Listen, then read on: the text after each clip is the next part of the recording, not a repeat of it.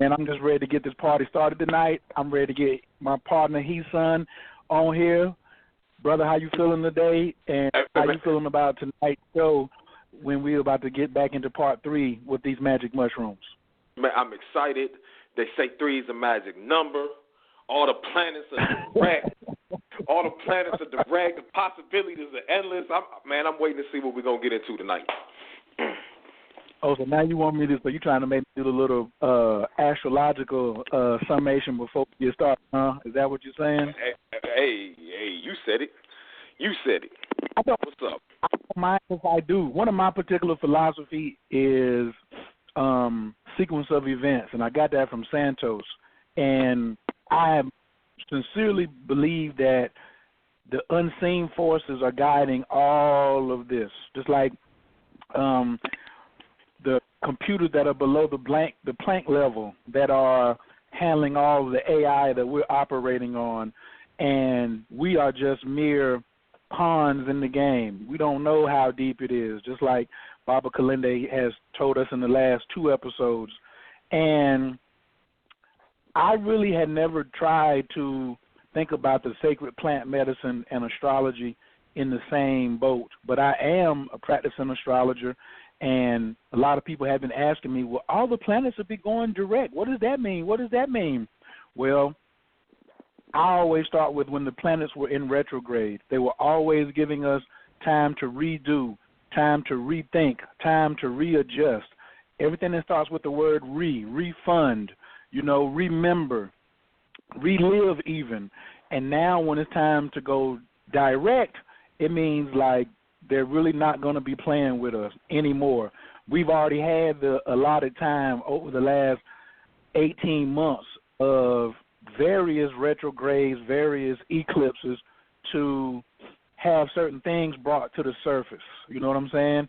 And we had all those Pluto-Uranus squares, but now in so many of the larger planets in their home sign, Neptune's in Pisces, Jupiter is back in Sag, Saturn is back in Capricorn. Let's have a small prayer for the Capricorns. And everybody has been going through it, but they really have only been going through it if they've been very resistant. Would you agree with that? Absolutely, we would agree with that. So now with the energies going direct, it's like, man, if you didn't have your luggage right, or if you didn't pack your bag, you're going to have to just ride with what you got. That's just how it's going. If you made the adjustments, then we are about to really see who is who, because everything is out there right now. And I did not know that when the planets were going to be all going direct, I would be where I am tonight, having my own psilocybin experience, starting to develop a relationship with just a more expanded consciousness in myself, and having a show with Baba Kilindi on it, Kilindi Iyi. I had never even imagined that, especially on this particular subject. So tonight I'm crazy excited. I got a couple surprises in store. I'm glad everybody's joining in tonight.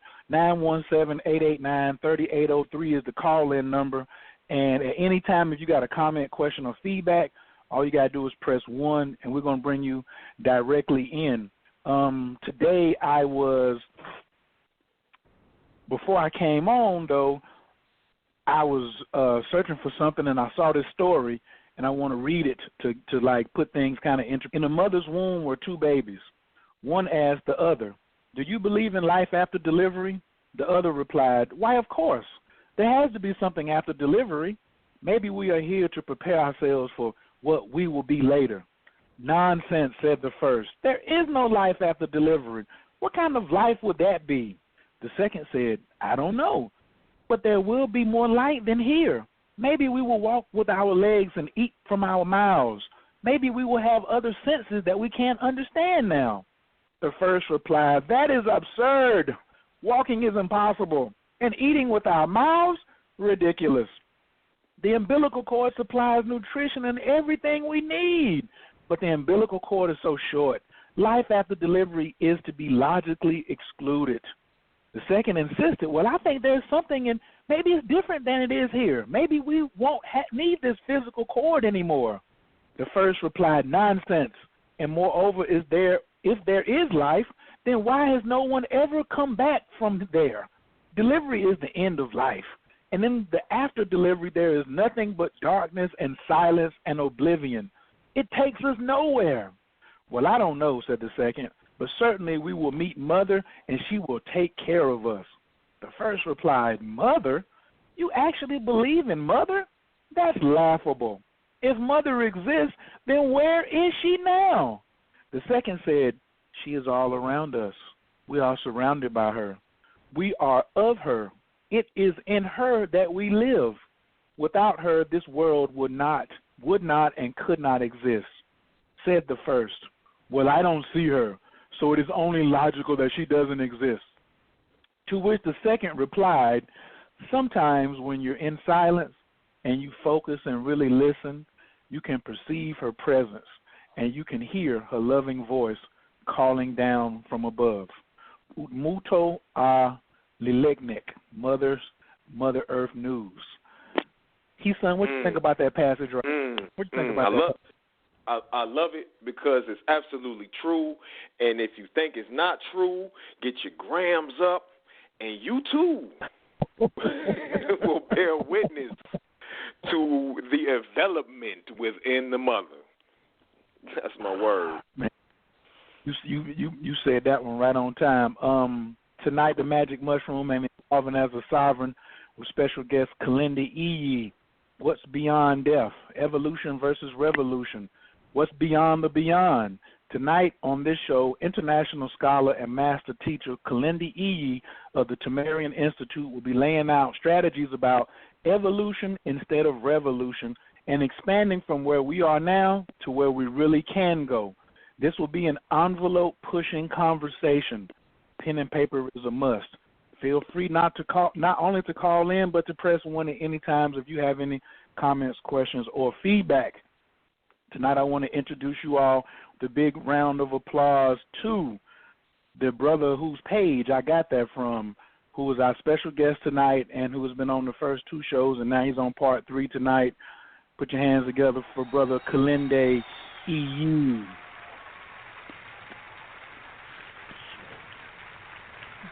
Peace to everyone brother out Kilindi, there. how you doing this evening? I'm doing well. Peace to everyone out there. It's a pleasure to be here and be able to share a little bit of information with everybody who's in on the show. So thank you for being here. Baba, we want to thank you for definitely taking out your time to come through. And even though you call it information, when I hear you talk, it's more like experience. Like information I can get from a book, but the passion and the precision that you talk about, it just sounds so much higher than just information. It sounds like your personal experiences, which I don't doubt at all. And I just want to thank you because so many people are private with their experiences and don't get up and talk about it, especially in our community. And you have been courageous enough. You call yourself the explorer, and you're bringing it back home. And I just want to say I really appreciate it. Well, thank you. The thing about entheogens is that they do deliver an experience rather than a tale. Most of the things we deal with and work from are just tales. They're stories, and I mean stories are something that we need. You know, sitting around the campfire and listening to the elders dispense knowledge and information in story form is one thing, and also reading and being able to do research and gather information from books and things like that. All of those things are part of the puzzle of really understanding. You know, I was fortunate in that my grandmother was a domestic for a rich family who had primary stock in the in Chevrolet, General Motors, and she had a grandson who she doted on and gave him everything that he wanted. She was a millionaire. Her husband had passed, and her grandson was her pride and joy. And whatever he wanted, she would get, and he wanted exotic books from different places and things like that. He went through a phase where he wanted, books that weren't really things that we read at those particular times, and he would want this and want that, and he would then move on to something else. So my grandmother would bring home things from her house when she was getting ready to throw them away. So he didn't want the books anymore, so she took the books and brought them home. And so I read the books because my grandmother really didn't know what they were. She just thought they looked nice and things like that. So I had a chance to read a lot of books and read early. But it came a point in my life where I wanted to no longer read about places, but to go and visit these places so that I could see for myself, to verify for myself.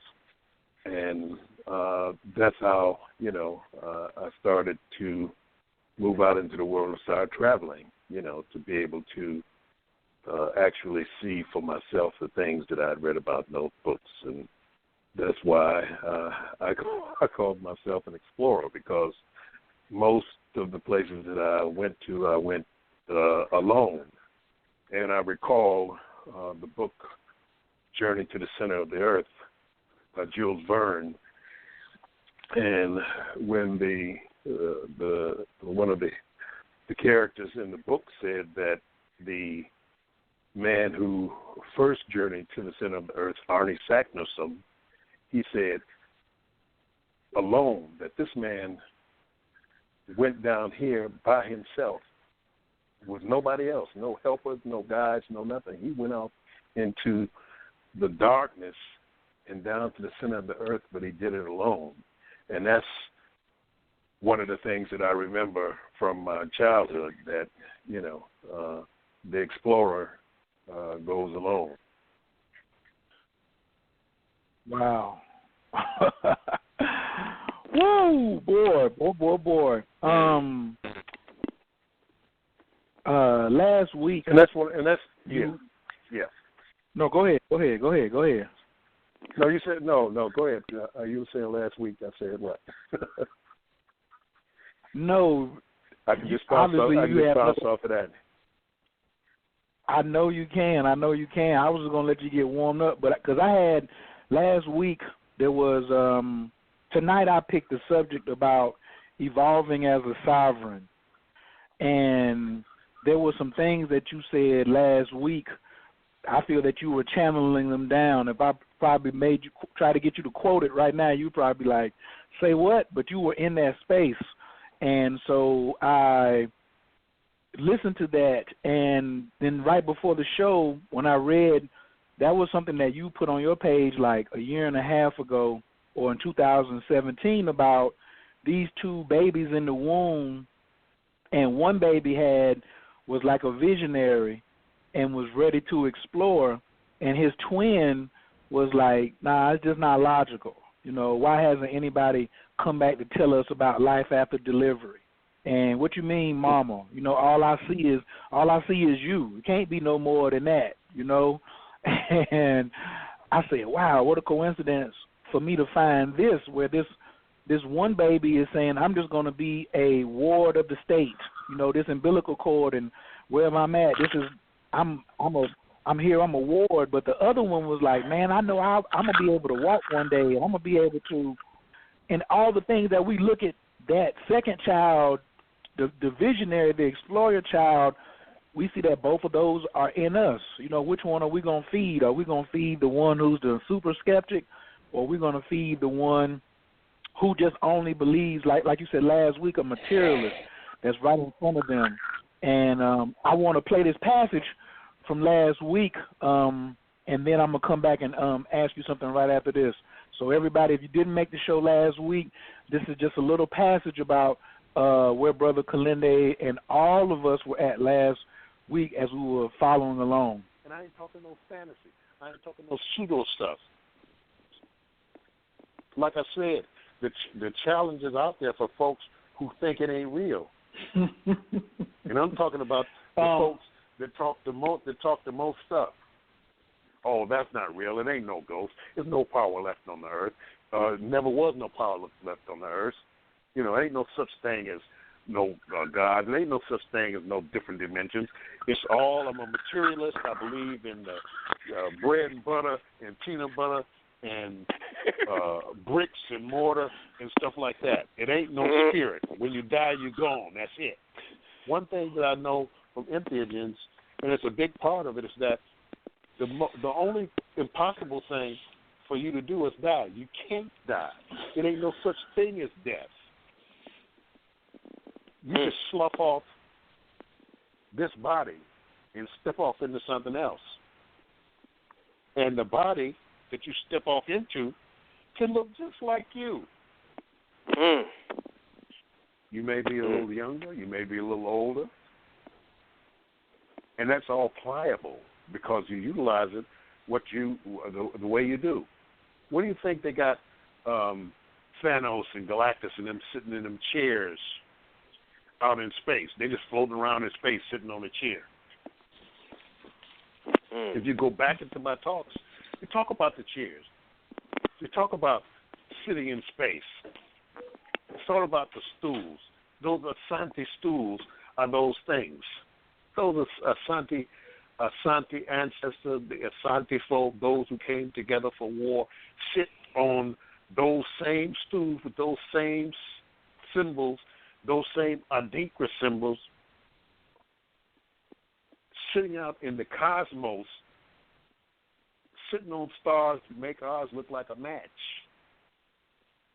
because they're part of the houses. I try to tell the Moors that you can't be a subject and a sovereign at the same time. So what, the King of Morocco signed the treaty. That makes you the subject of the King of Morocco.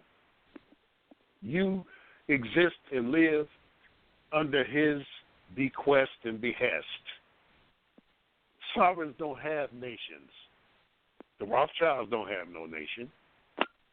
Right. The Red Shield, they don't have no nation. Right. The House of Windsor, they're not part of a nation. The House of Fraser not part of a nation. The Habsburgs and all that kind of stuff, they're not part of nations.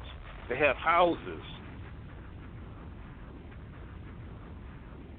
Houses are separate entities. They are like a Sith holocron, like that oblong square that the doggone Borg are in. They self-contained. That's why they say they're the House of Windsor. They don't say we the German Empire. They say we the House of Habsburg, or we the House of Rothschild, or we the House of Windsor, or the House of this, or the House of that. Because you can't be a national because you are beholden to the nation. The house is your family. It's where your roots are embedded in eternity. It is who we are. It is where we stand in relationship to everything else that exists everywhere in all time and space. That's why you better be part of a house, not part of a nation. No, I'm saying, and this is the old stuff. This ain't the new modern stuff. Everything that's being done now is modern. It's not the old stuff.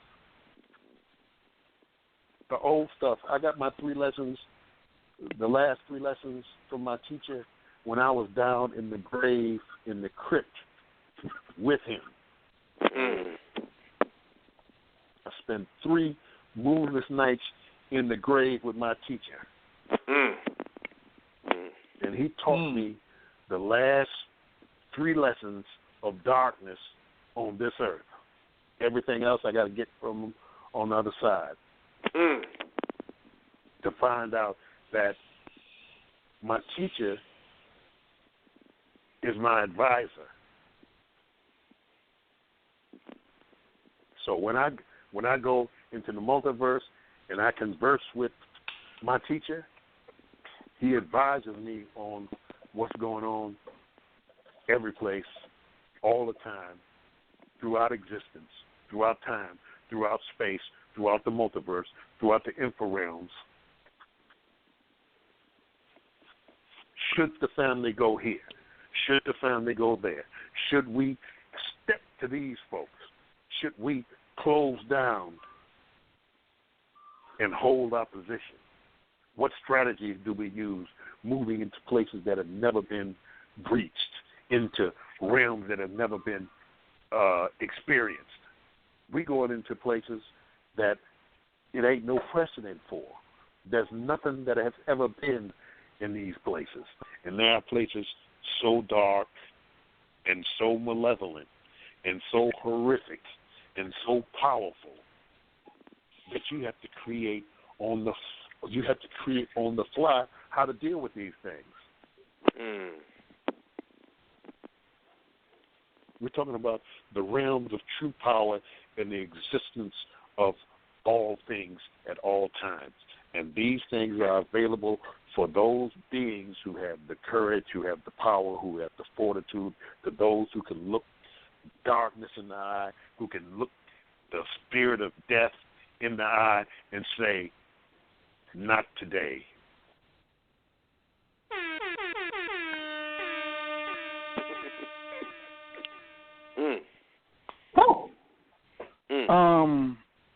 Man, son, you want to comment on that first, or you just want to just hand it back over to Bob? Yeah, I'm speechless. I'm speechless right now. I'm gonna have something in a second. Yeah. Bible evolving as a sovereign, like that's where that came from. Because you said we getting ready to go into places that are uncharted, unprecedented, but we must move in a house.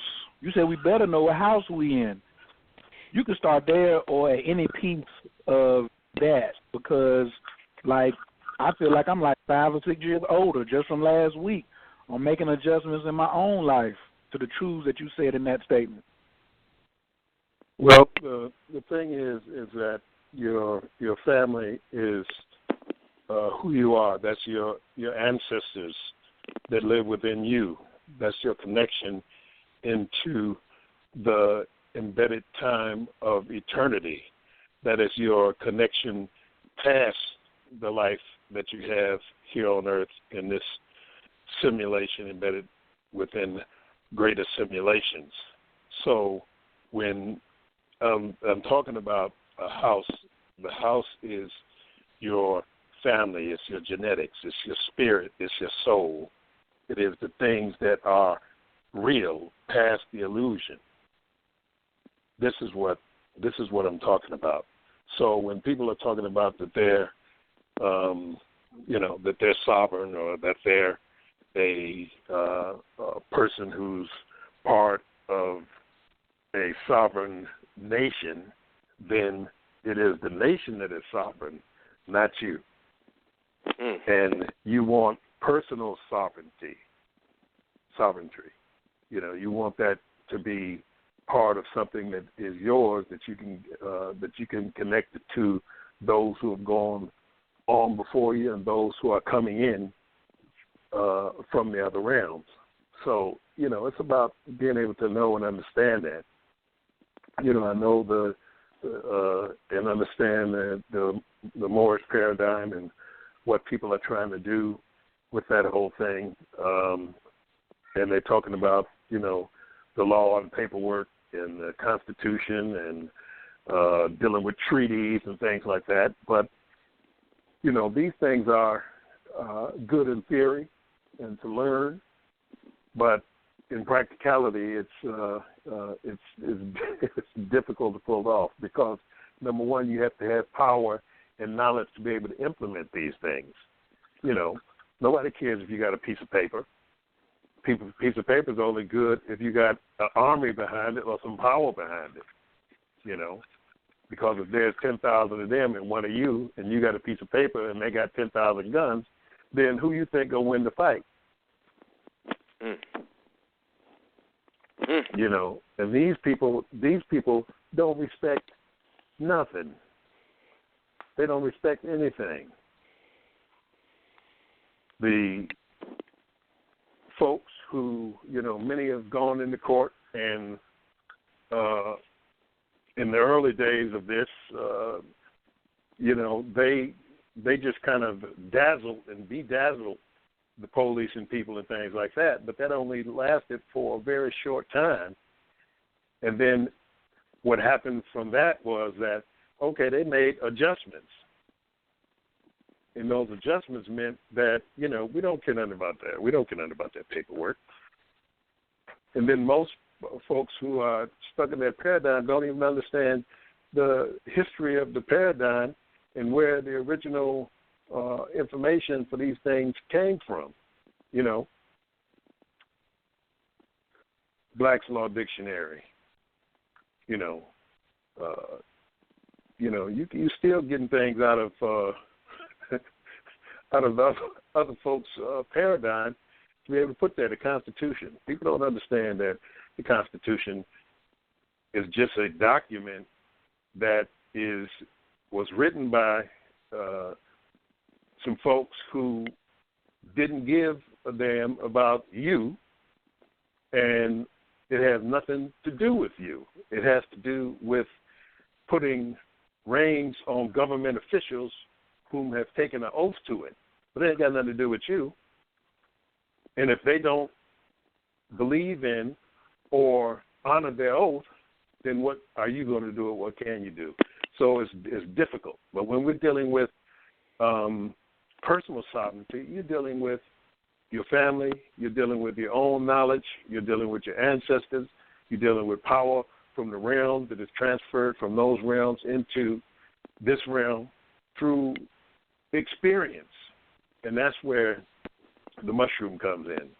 That's where the entheogens come in, because they give you actual experience in these realms to be able to weave your way through the understandings of power so that things just start going your way from the unseen realm. You know, you're just in the right place at the right time.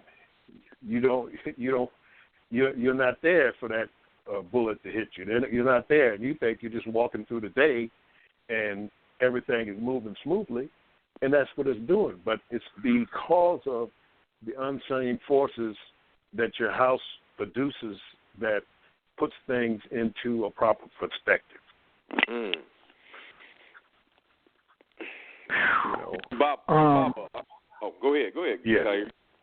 Khayr. Go ahead. These wealthy houses, these ultra-powerful wealthy houses that you were naming earlier, are they utilizing entheogens and keeping it to themselves? They all are using entheogens.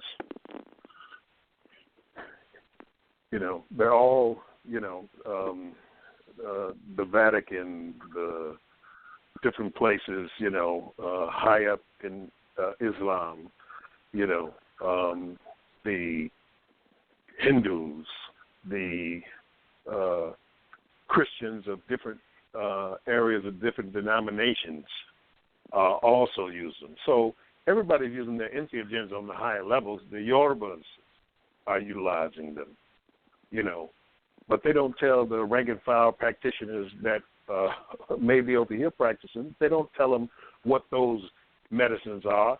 They don't tell them what the medicine is that are in those cuts that are on the scarification.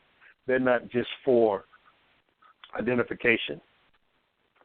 The cut on the cheek with what they call the medicine in it, they don't understand that medicine came from a different star system brought here when the house came here, the family came here, they brought those magical powders with them. If you remember the time with Michael Jackson and Iman and Eddie Murphy. Eddie Murphy was the Nesit Biti, which is the Pharaoh, what they call Pharaoh, and Iman from those houses in Kemet or Egypt, she was perfect in there because of that, because she's from the old family. But the thing is then when those magicians came up and one juggled and one, had a dog and pony show or whatever, when Michael Jackson came up, he threw the black powder on the floor and then he swirled down into it. That's because they know and they put these things inside of that to show and to catch the consciousness of those who can see, those who know. The Catholic Church is nothing but the ancient Kemetic system modernized for Europe. So yes, they use their entheogens. Yes, the Hindus use their entheogens. All of the religions come out of entheogens. All of them. All of the spiritual systems come out of entheogens. All of them. The yoga and the Reiki and the different Chinese martial arts like yoga, all the Japanese martial arts like ninjutsu and those things come out of entheogens. All of the African warrior arts come out of entheogens. But they don't tell the regular rank and file people who are just the people in the pews. They don't tell them. They don't give them access to that. They just hear the tales of those who participate in these type of things. So the angels and the Orisha and the Loa and the different pantheons of spirits and angels and asuras and these type of entities and creatures, the praying mantis creatures, the different insectoids and reptilians and different places that these different beings come from are all instituted and accessed through the entheogens in real-time, face-to-face communication. That's what's so difficult when people are saying, oh, there's no such thing as this and there's no such thing as that. Because you don't have the access points to be able to verify that these things are part of the multiverse. And so people try to use things that are from the entheogenic realms in this realm without understanding that these aren't for here. They're to be held here, but they're utilized in the entheogenic realms. So transdimensional weapons, relics of invocation, statues, crystals, all these different types of things are accessed through the entheogenic realms, and people don't know or understand that this is what's going on. What is your cross for? What does that mean? Cross is the square. What is the Ankh? What is the Ankh for? What is the crook and the flail for? What is the wise staff for? What does a sword mean?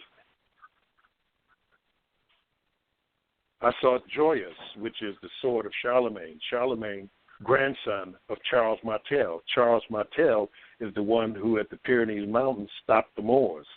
When Gabral Tariq in 711 crossed through the Pillars of Hercules, which is the Straits of Gibraltar, and went into Spain, Portugal, and southern France, and established what the people of the Iberian Peninsula in Spain, Portugal, and southern France called them Moors because they came from Mauritania and Morocco. And so these people who came from Mauritania and Morocco through the Pillars of Hercules established themselves in Europe and fought their way all the way to the Pyrenees Mountains and established things in Moorish, what you would call Spain and things like that, southern France with the Franks, because there wasn't no France until, they established it with Charlemagne the Great. And his magical sword sits today in the Louvre, and you can go and see it. Now I know most people ain't gonna go just to see a sword, but if you're ever in the Louvre, you need to go see it. But this type of knowledge and information that they brought, high agriculture. Europe, they was eating potatoes. They were scared of tomatoes. Greens out the ground, just greens, if they were lucky. But when the Moors came in, they brought peaches and persimmons and oranges. They brought the use of the common bath, because Christians at the time that the Moors came in thought that if you took a bath that you get sick, that it was a Christian virtue to be dirty and not take a bath. Elizabeth was the cleanest woman over there, and she took a bath once a year. And most bishops and cardinals and high up people who did bathe the tips of their fingers when they went to mass, that wasn't even the little people who never took a bath. The whole thing about don't throw the baby out with the bath water was because you'd have the bath water, and the father would bathe first, then the mother would bathe, then all the other children and the uncle and the grandparents and all them people would bathe in this one bathtub, and last would be the baby. So the water would be so black and dirty. By the time they put the baby in there, they say, you can't see the baby, so don't throw the baby out with the bath water. All with the little girls, the canopy bed that the little girls wanted. The bed with the covering on top and things like that. They all wanted, you all in modern times want their bed. But that bed was because the rats would be up in the lintels, up in the roof, up in the attic.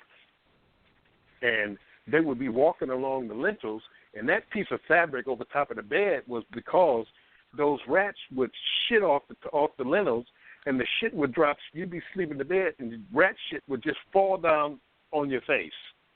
So they put that piece of covering up there to stop the rat shit from falling out the doggone attic. And then when the cats were chasing the rats, and the rats would fall out the attic, off those beams going across the top of the room, that also was there so that you wouldn't be sleeping, and a rat fall out the doggone ceiling. That's what they call them, Warford roof rats. A rat would just fall out the doggone ceiling and fall down on your bed, or fall down on your face, or fall down into your blankets. That's what those things are. So the things that folks are thinking, I need the girls are, I want a canopy bed so I can be like a princess. No, in them castles wasn't no heat, wasn't no toilets. They just fling shit out the window. And once a year they come back, rake it all down into the water that they drink. It's a book called Dirt that's probably available on PDF that talks about it. But the Moors brought this stuff in and said, hey, hold it. That's where perfume and all that kind of stuff came, because you couldn't go to one of them courts of the king and things like that.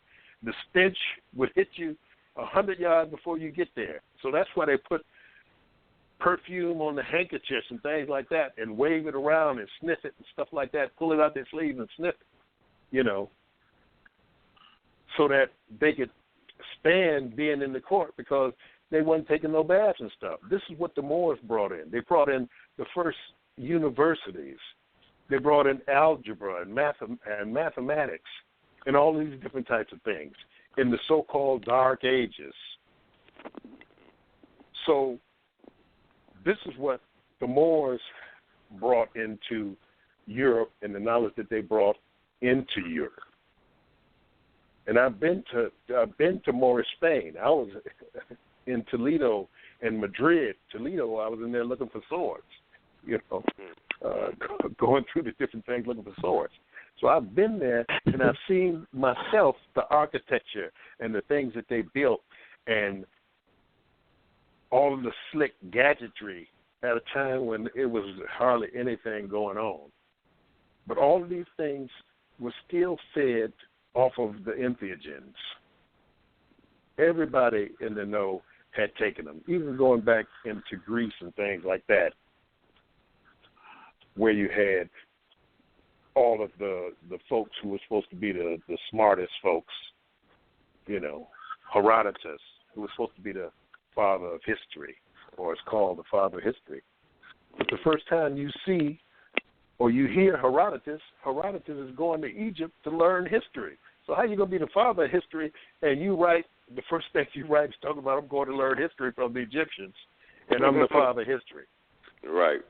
That and the folks who talking about the Americas and talking about ancient America and who was here first and all that kind of stuff, how can you talk about the Americas and you're not talking about the Younger Dryas, which I mentioned either during the first segment or the second?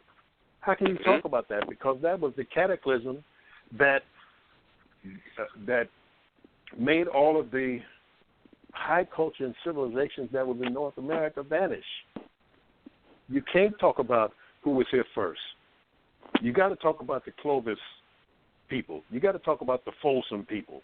You got to talk about the cave systems in the United States, old North America, going all the way down to South America, all the way up into Canada.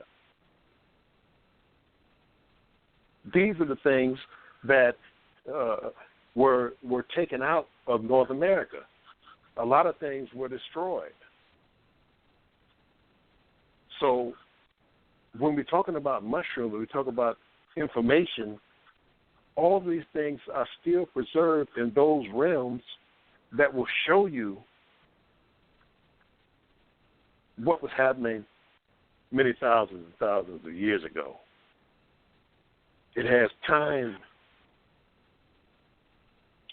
portions to it. It has time places to it, places where you can go and that you can go back in time and you can go forward in time and you can cross dimensions, that you can go into other exotic places that have been there and preserved for you to be able to go and see what happened. You can go see doggone dinosaurs. You can go back in time that far and view the scenes of dinosaurs walking this planet. People don't understand that in, I think it's Michael Cremo says, forbidden archaeology, that man goes back millions and millions of years on this planet. The jury is just starting to come in because there's new evidence that they've just found since 2014 dealing with North America and the world and how after the Pleistocene, which was the last ice age, what happened and how we're in the position we are in today. What gave us our technology, what brought our technology to the point that it is today is through the entheogens still. It gave us agriculture. It gave us building, engineering. It gave us astronomy and astrology. It gave us the calendar. It gave us our view of the physical universe inside of the simulated universe. People want to harp and fight about the flat earth. No. Everything perfectly in balance in relationship to one another. We have people who are children. Well, if the world is spinning 1,000 miles an hour, how come I can't feel it? How come it don't seem like it's spinning 1,000 miles an hour? Because you're in space and you're spinning at the same speed as the Earth is spinning.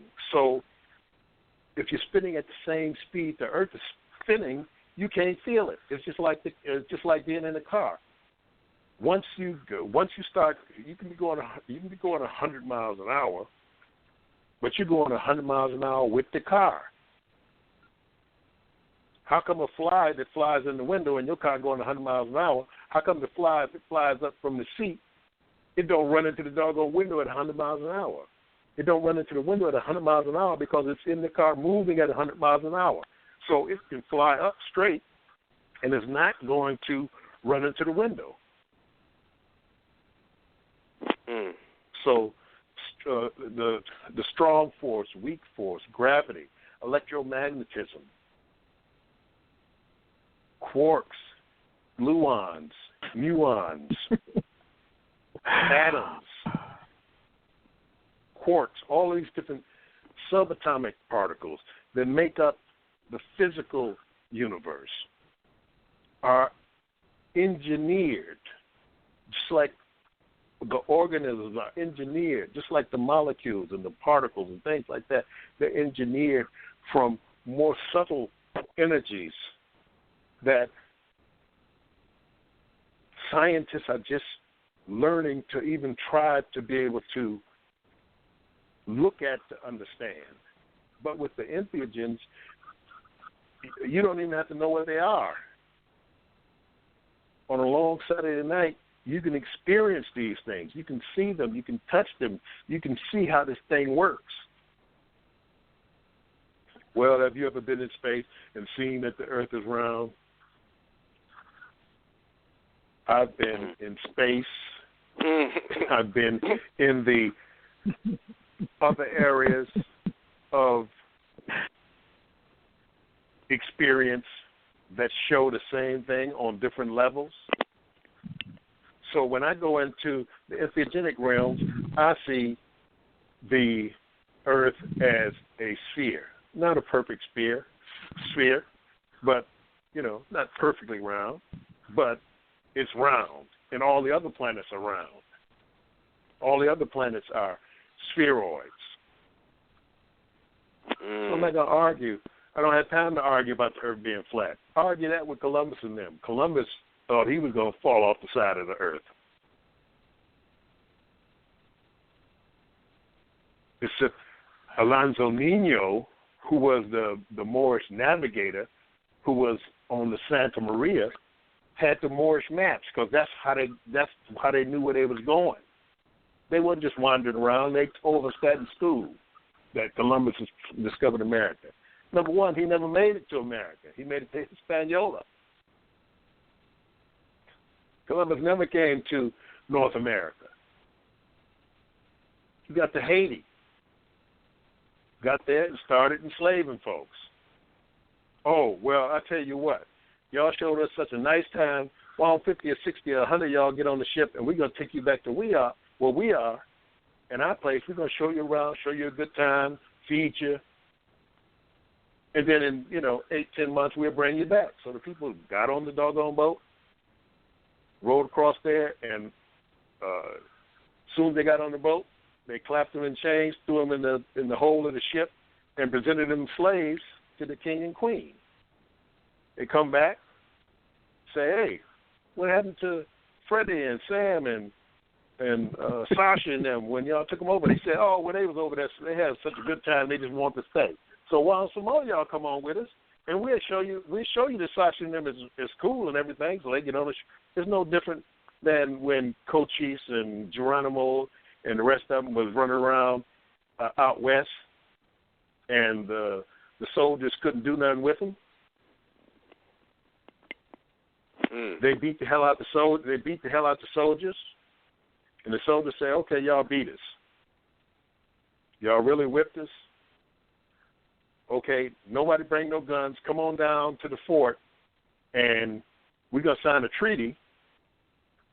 And the great white father in Washington gonna put his stamp on it, and y'all never had no problems again. Y'all can go to the Black Hills, and y'all can stay there in y'all sacred land, no problem. Soon they come, they leave their guns and stuff at home. They both nails at home. Come down there naked as the day they was born. As soon as they get down there, what happened? What happens? Boom, boom, boom, boom, boom. They shoot them, kill them, run away. They regroup, fight the soldiers again, beat the hell out the soldiers. So say, okay, y'all really beat us this time. Why don't y'all come on down? We ain't gonna shoot y'all this time when you come. So leave your weapons. because nobody was ready on earth for a liar. Couldn't be nobody on earth. The reason why many of us have problems now is because of the Buffalo Soldiers. Everybody's, the Buffalo Soldiers, Buffalo Soldiers, Buffalo Soldiers. Who are the Buffalo Soldiers?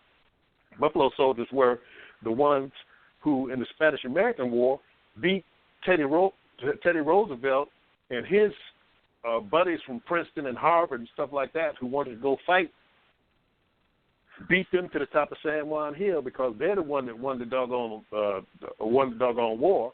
These were the black troops, the African black troops who were in the Civil War, who left after the Civil War with their guns and things, and the folks didn't want a bunch of black men that didn't mind killing white folks running around with their guns. So what they do, they put them in the Spanish-American War. Then what happened? They sent them to the Philippines to fight in the Philippines. Then, when they left the Philippines, General Blackjack Pershing, the highest general in America, only second to George Washington, took them out west to find Geronimo and them. And that's what they did. So history is important. Understanding religious and spiritual history is important because the Buddhists, they use the entheogens. The Jains, the Zoroastrians in Persia, Haoma, which was the same as Soma, utilizing the what they call Syrian rue, or in Africa, what they call the African rue, which was the monoamine oxidase inhibitor that you paired with the DMT to get the experience of the DMT. The DMT was what? It was the acacia tree, the mimosa tree. That's where they got the DMT from, when mushrooms were scarce because of the drying out of different places around the earth, because of the change in climate, because of coming out of the Younger Dryas. The Younger Dryas was a 1,300-year period when, after the last ice age, we were plunged back into a revisiting of the cold, where within, less than a year, the temperature plunged 30 or 40 degrees back into ice age temperatures. And then another cataclysm came, 11,600 BC, before the Common Era, started the temperatures to rising again. People talk about global, well, originally, because it's all a mind control scenario, they originally talked about global warming, that the burning of fossil fuels was fueling global warming. And they changed that because it wasn't happening. So they changed it to climate change. And climate change has been happening, flipping back and forth. You had a mini ice age up into in the 19th century. In 1860, you had right before the doggone Civil War, you had a mini ice age that had been going on since the 14th century, all the way up to the 19th century. This is the best climate that has been for the last 40, 50, 60,000 years. This is it. And all the fossil fuels have been burnt since cars got on the road in the 1940s. It's only been like 0.59%. It hasn't even been a whole percent that the fossil fuels have changed. It's all a mind control thing. It's something to take people's minds off of developing, of the evolvement of what we should be doing. We should be breaching ourselves out of the human, but we're worried about R. Kelly. We're worried about the government shutdown. So how the heck the government shut down? I went to the post office today. Some people ain't getting their checks. A few folks ain't getting their checks in the government, but they're just gonna get a big check in 4 weeks. But But a person working at Chrysler, he running around talking about the government shut down and Trump is doing this and Trump is doing that. Listen, you had presidents that make Trump look like peaches and cream. And you got folks who, you went through Johnson. Johnson was the most horrific psychopath for the last 50 years of presidents. He gives high-level meetings while he's sitting on the toilet, grunting out the doggone toilet door and have everybody sitting in the hall while he's sitting on the toilet. He killed his own sister, had her bumped off because she was a party girl, lesbian, bohemian party girl, and he thought it would be an embarrassment on his way to the presidency. And along with his cohorts, I'm of the information that he bumped off his boss, which was John F. Kennedy. But it is distraction. What about R. Kelly? The R. Kelly thing and rose his head again. Y'all knew since he peed on that girl what R. Kelly was doing. What's been going on since the 90s since he did that? What's going on since he was with Aaliyah?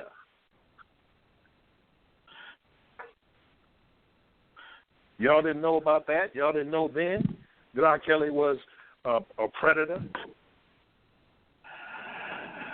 But it is the distraction for the new year. And when the spring equinox comes, it'll be something different. Oh, they got the schedule laid out. Yeah. Well, it's rituals according to the solar cycle. You gain energy from the solar cycle. You gain energy from people's confusion. You gain energy and control and power by delivering souls. I mean, here in Detroit, they cleaned out 5 projects. Where all the people at? Where all the people at? They just 2 days ago said these people had warehouses in the hood, just buildings, blacked out windows and stuff like that. They said they got body parts stacked up in the doggone place. And they known about it for 4 years, and they talking about, well, next week we're going to indict the guy. Got body parts stacked up in the building. You known about it for 4 years, and you just indicting him today? This was on the regular mainstream news. This wasn't no thing on the internet that, where they have body parts in a warehouse on the east side. No, this was on the main regular news that everybody looks at in the evening. And it's business as usual. But they done cleaned out 5 projects. Where all them people at? They ain't all went to Mississippi. They ain't all went to Alabama. They all ain't in Atlanta. They had people that only had ties to the doggone projects. So instead of the evolution of our consciousness, of our technology, instead of that going on, we're being distracted. We're being told that, if you use mushrooms, you're going to burn your brain up. When in reality, that you can just go to the internet and Google that mushrooms perform what is called neurogenesis. In other words, it grows new neurons in the adult brain, for which the last 40, 50 years, 60 years, they told you that adults couldn't grow new brain cells. But things like lion's mane mushrooms and psilocybin mushrooms grow new brain cells, make new dendrite connections in the brain,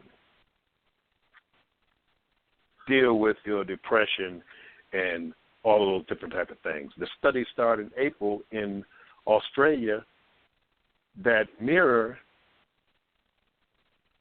what was going on in Johns Hopkins, what's been going on in Johns Hopkins for the last decade, utilizing the psilocybin to terminal patients to deal with their death anxiety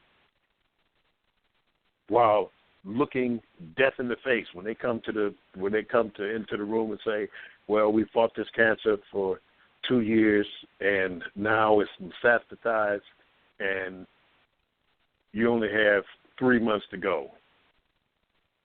And in the midst of that, the person's going through, well, what are my children going to do? They're going to miss me. What I got to do about the house? You know, my husband or my wife is, you know, they're going to be devastated. This news is terrible.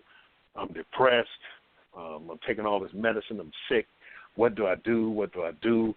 And then I'm facing the specter of death staring me down. You know, I don't know what's going on. I know I went to church all that time, and they told me Jesus was going to be standing there holding my hand, but Jesus didn't stop the cancer no matter how hard I prayed to him. But they can take 10 or 12 mushrooms and give it to the person, and all that goes away. For some reason, all of that goes away. And they can get their business done. They can look that darkness of death in the face and say, okay, well, that's part of life. I'll be in a place where I'll see my mother and my father, because they're going to see their mother and their father who passed maybe on that trip. And they're going to say, that person may be 90 years old. They say, and the mother steps out of the darkness and says, baby, you know, it's going to be all right. Yeah, it's going to happen, but it happens to everybody. Everybody dies. But you know what? When you take that last breath, you say, I'm going to be standing right there to grab your hand. Don't worry, they're going to be Jesus, because there ain't no such thing. But I'm going to be there waiting for you, because I'm part of the house. I'm part of the genetic connection that is from before the beginning of time. And I'm going to be standing there waiting for you. And your father going to be waiting there for you. And Bobo and Aunt Mamie and Sammy the grocer, from when you were a child, they all going to be right there waiting for you to welcome you in with open arms. Just from that one mushroom dose. Because it's very dose specific. It'll parent. It'll do anything any of the other entheogens will do. It'll do what the 5-MeO-DMT will do. It will do what the Salvia divinorum will do. It will do what Hawaiian baby rosewood will do. It can be like Jimson weed. It can be a delirium at certain levels. It can be a not pathogenic, but it will be entheogenic in its relationship to how it relates to other entheogens. Empathogenic. So you're talking about something that's magical. You're talking about something that they said didn't exist. They said magic don't exist. It ain't real. Your imaginary friend is just that. It's imaginary. It ain't real. I'm telling you that everything is real with this stuff. Everything is real. But we won't believe it. We want to say, oh, well, science says that this can't happen. Science says this can't happen. It can't be. There's no such thing. No such thing as spirit. There's no such thing as crystal energy and all that kind of stuff. On 20 grams of mushrooms, it ain't no way you can't tell me that a crystal ain't alive, that a crystal ain't a computer, that a crystal can't talk, that it's all kind of stuff inside of it, that spaceships fly out of it, that technologies are in there, that architecture and engineering plans are inside of it.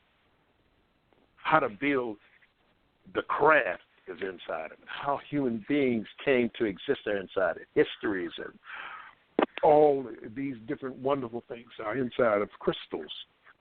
But they'll tell you, oh, that's just some new age stuff from the Theosophical Society. No. If I took the brand new iPhone and didn't charge it up,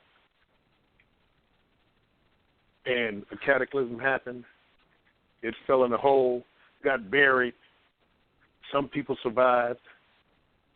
Those people that survived eventually went to a place where they recreated agriculture, and they dealt with being able to rebuild cities and have technologies and things like that again. And they're digging around in some old ruins from when this cataclysm happened, and they found the iPhone. And they said, what is this silvery thing? They said, oh, we found an artifact. What is it? Well, I think this is a black mirror that they used to do mumbo jumbo with, and that when they said the certain words to it, they believed that pictures came in it. But they don't know this is an iPhone that if you could charge the battery and push the button and do the password, you had all of the movies that have ever been made inside of that thing. You had all of the books that have ever been written inside of that thing. You had an artificial intelligence in it that would answer any question that you asked to it inside of that thing. But the detractors and the people, the materialists will say,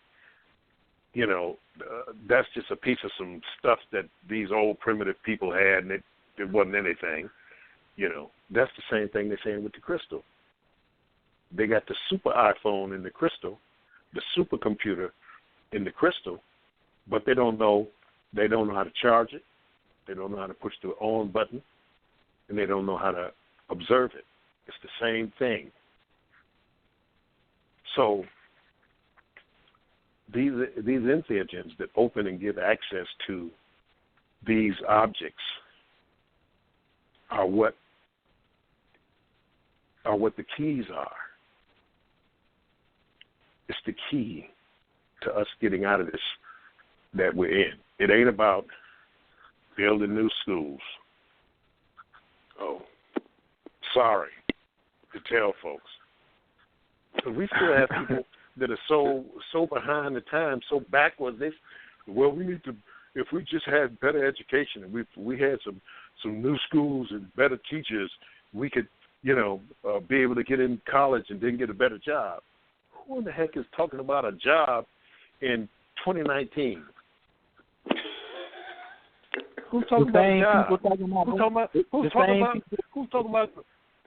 talking about going to college? Nobody can be going to college in 3-4 years. Ain't nobody gonna be going to college. All college gonna be on your phone. It's gonna be a download. The same people talking about going to heaven. New buildings. We need new books. The water's bad in the school. It's got lead in there. They wasn't drinking out of the water fountain when I was in school. Nobody was drinking out that doggone water fountain. Water fountain been sitting there for 30 years. Pipes all foamed up with chemicals and everything else. Mm. But we're in that type of world. Mm. We're in the type of world that if you break a thermometer now in the school, if you break a thermometer, they close the school down and bring in a hazmat team to get this thermometer because it got some mercury in it out of the school. When I went to elementary school, we had Maxwell House coffee cans full of mercury. Mm. We used to put our hands in it, grab handfuls of it, pour it on the floor, and spread it out, and then push it back to where it all flowed back together. And then we get the mercury up, put it back in the Maxwell House coffee can. We used to play with mercury and all that kind of stuff. Mm. Now, it may be what I'm crazy now, folks would say, but what I'm saying is that we living in those times now. Worrying about the whole gender thing. You got grown men now who want to be classified as babies. You know, when they get home from the office, they put on baby clothes and get in the crib and want to eat their food in a bottle and all that kind of stuff and be fed. They want to be classified as babies. Well, they want, you know, then you have other people who say that your children should be free to choose whatever they want to choose, you know. And I told the young lady that, you know, well, you can choose as my child when you are out the house and on your own nickel. Until then, I choose. And she's telling me, well, brainwashed parents who want to impose their will on the child and all that kind of stuff. I said, look, my house, my rules. That's what they told me. You don't like to get out? You know, at a point I got out, ain't been back since. But the thing is that, you know, on my nickel, you just can't do what you want to do. I don't care what you can be a duck if you want to be a duck. You have to be a duck out there and wear duck clothes out there. You can't be a duck in here. You have to be what is inside of my rules. You know, the democracy starts when you start paying for your own stuff, and out there you can wear anything you want. You know, you can put on a tree house. You can put on anything. You can do it the way you want to do it. You like it, I love it. But when you're in here, it's the set of rules that work in here. You know, and if you didn't like it, you shouldn't have incarnated into this house. But I don't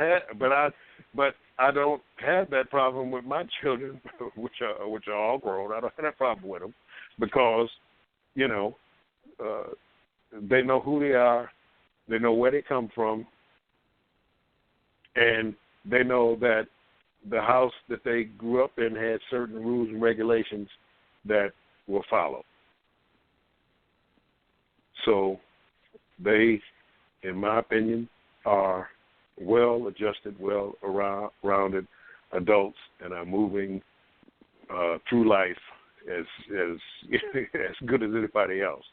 And they take the images also. These are things that I shared with my children. These are things that I do myself.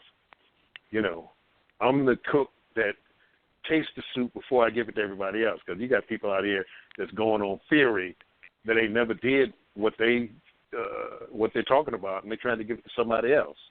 No, I taste the soup before I give it to you. That's what it's about, that you're doing it for real for yourself before you share it with the community.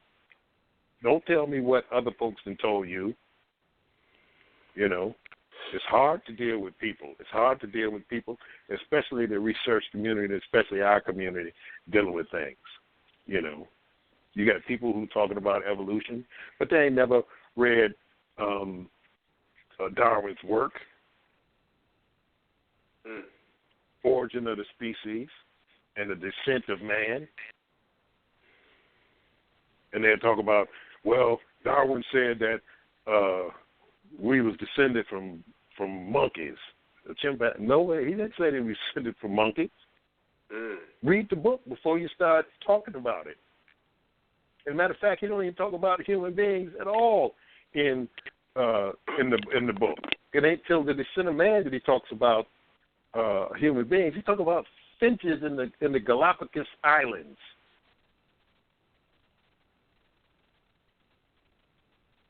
Never said that.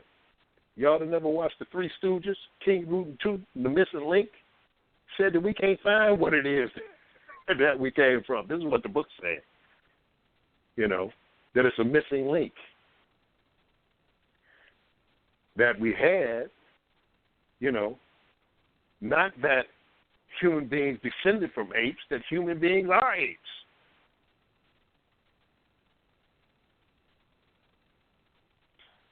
But what they don't understand is that it's 27 different types of human beings in existence on Earth right now. Some are clones. Some are the progeny of the mating with other humanoid types. Some are descendants of ape-like creatures who are no different in their physiognomy than Homo sapiens sapiens. So you still got folks out here that got Neanderthal DNA and all that kind of stuff, and mixed with this and mixed with that, you know.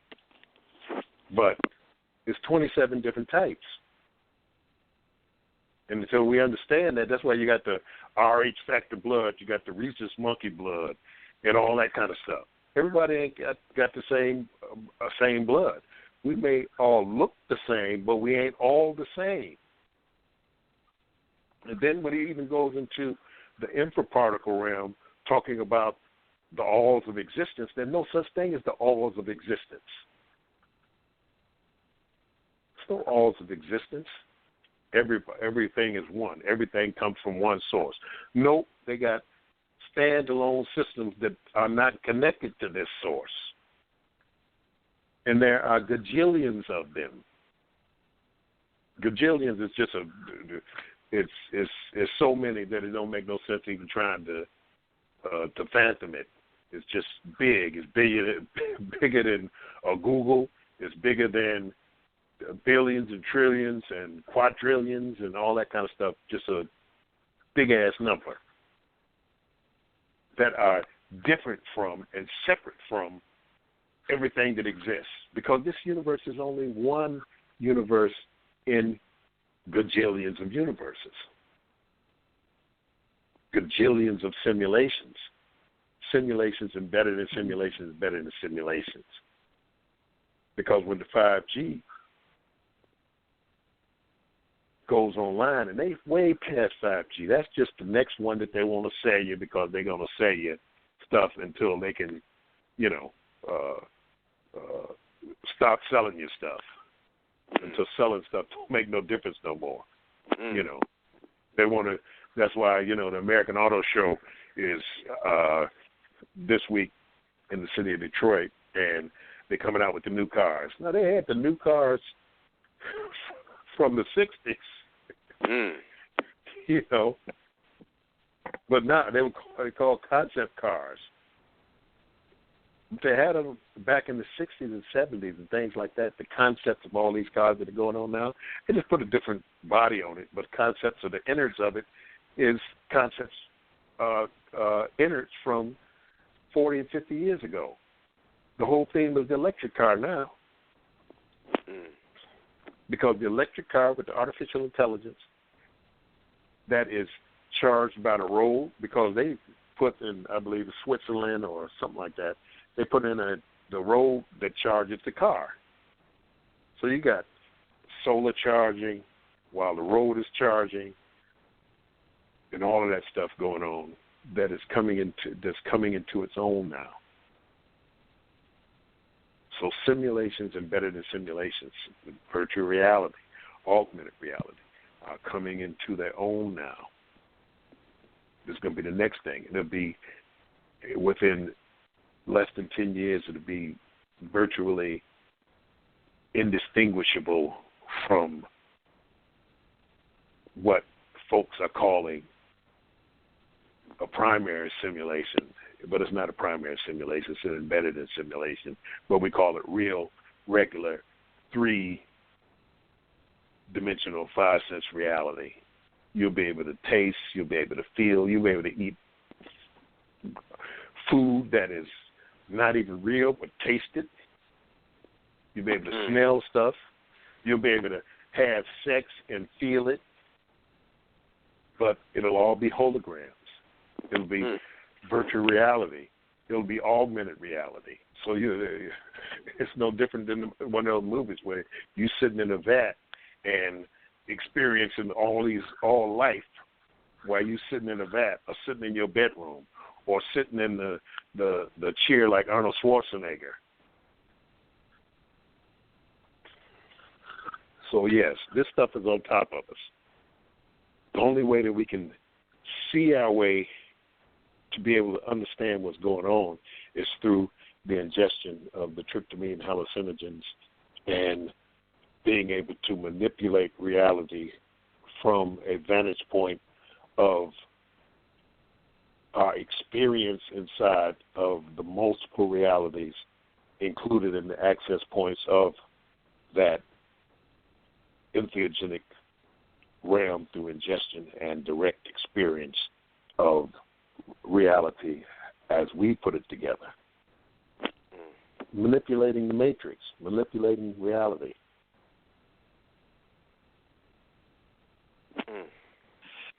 Baba, one of the things that you talked about in that clip also was, one thing you know for sure is that death is impossible. And a part of, in the title of the show, evolving to a sovereign. And you were saying, like, we still talking about R. Kelly's. Like, that's been, like, over 15 years. We still talking about, you know, what a particular president is doing, but we still have not evolved past the illusion of death. I don't even say fear of death. I say the illusion of death, because we are so busy misprioritizing things. It's like death is like our number one priority. We're running around like with our heads cut off because we believe we only got one lifetime, so I always got to be in a hurry. I got to be in this relationship. I got to have this type of fulfillment. But when you suggest something that's outside of the blue pill matrix and say, hey, pop this red top, you know, to me that's the red pill was like the red top. It's like, oh, no, I can't do that. That may kill me. You know, how that motivation of the illusion of death keeps us from expanding. Can you speak on that for a second? Well, and how the entheogens get you past that? How does the sacred plants get you past this illusion of death? Well, it gives you practice in the dead realms. You know, you get a chance to practice being in the death dimensions, being in those places that you think are going to be so horrible, horrific, or that are going to be so pleasurable that you're going to be sitting on streets of gold and drinking milk and honey and praising, you know, the Lord forever and ever and ever, singing. You know, I couldn't think of something so boring that would be hell, to sit around, you just standing around with wings on your back, floating, praising some egocentric being who just loves praise so much that it would take billions and billions and billions of conscious entities to be praising that ego constantly.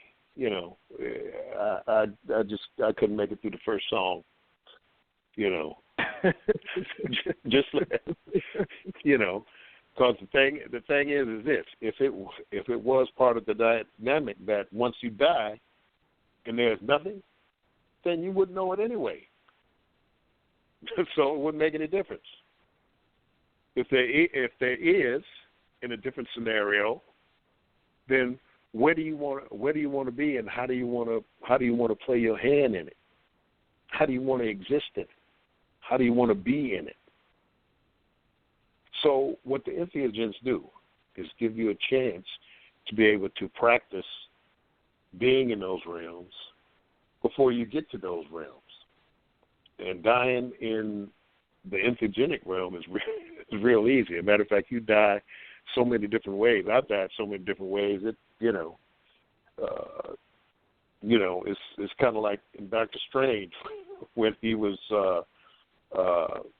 Dormammu, when he was fighting Dormammu, and Dormammu kept killing him all these different ways, and he just turned the time stone and stood back.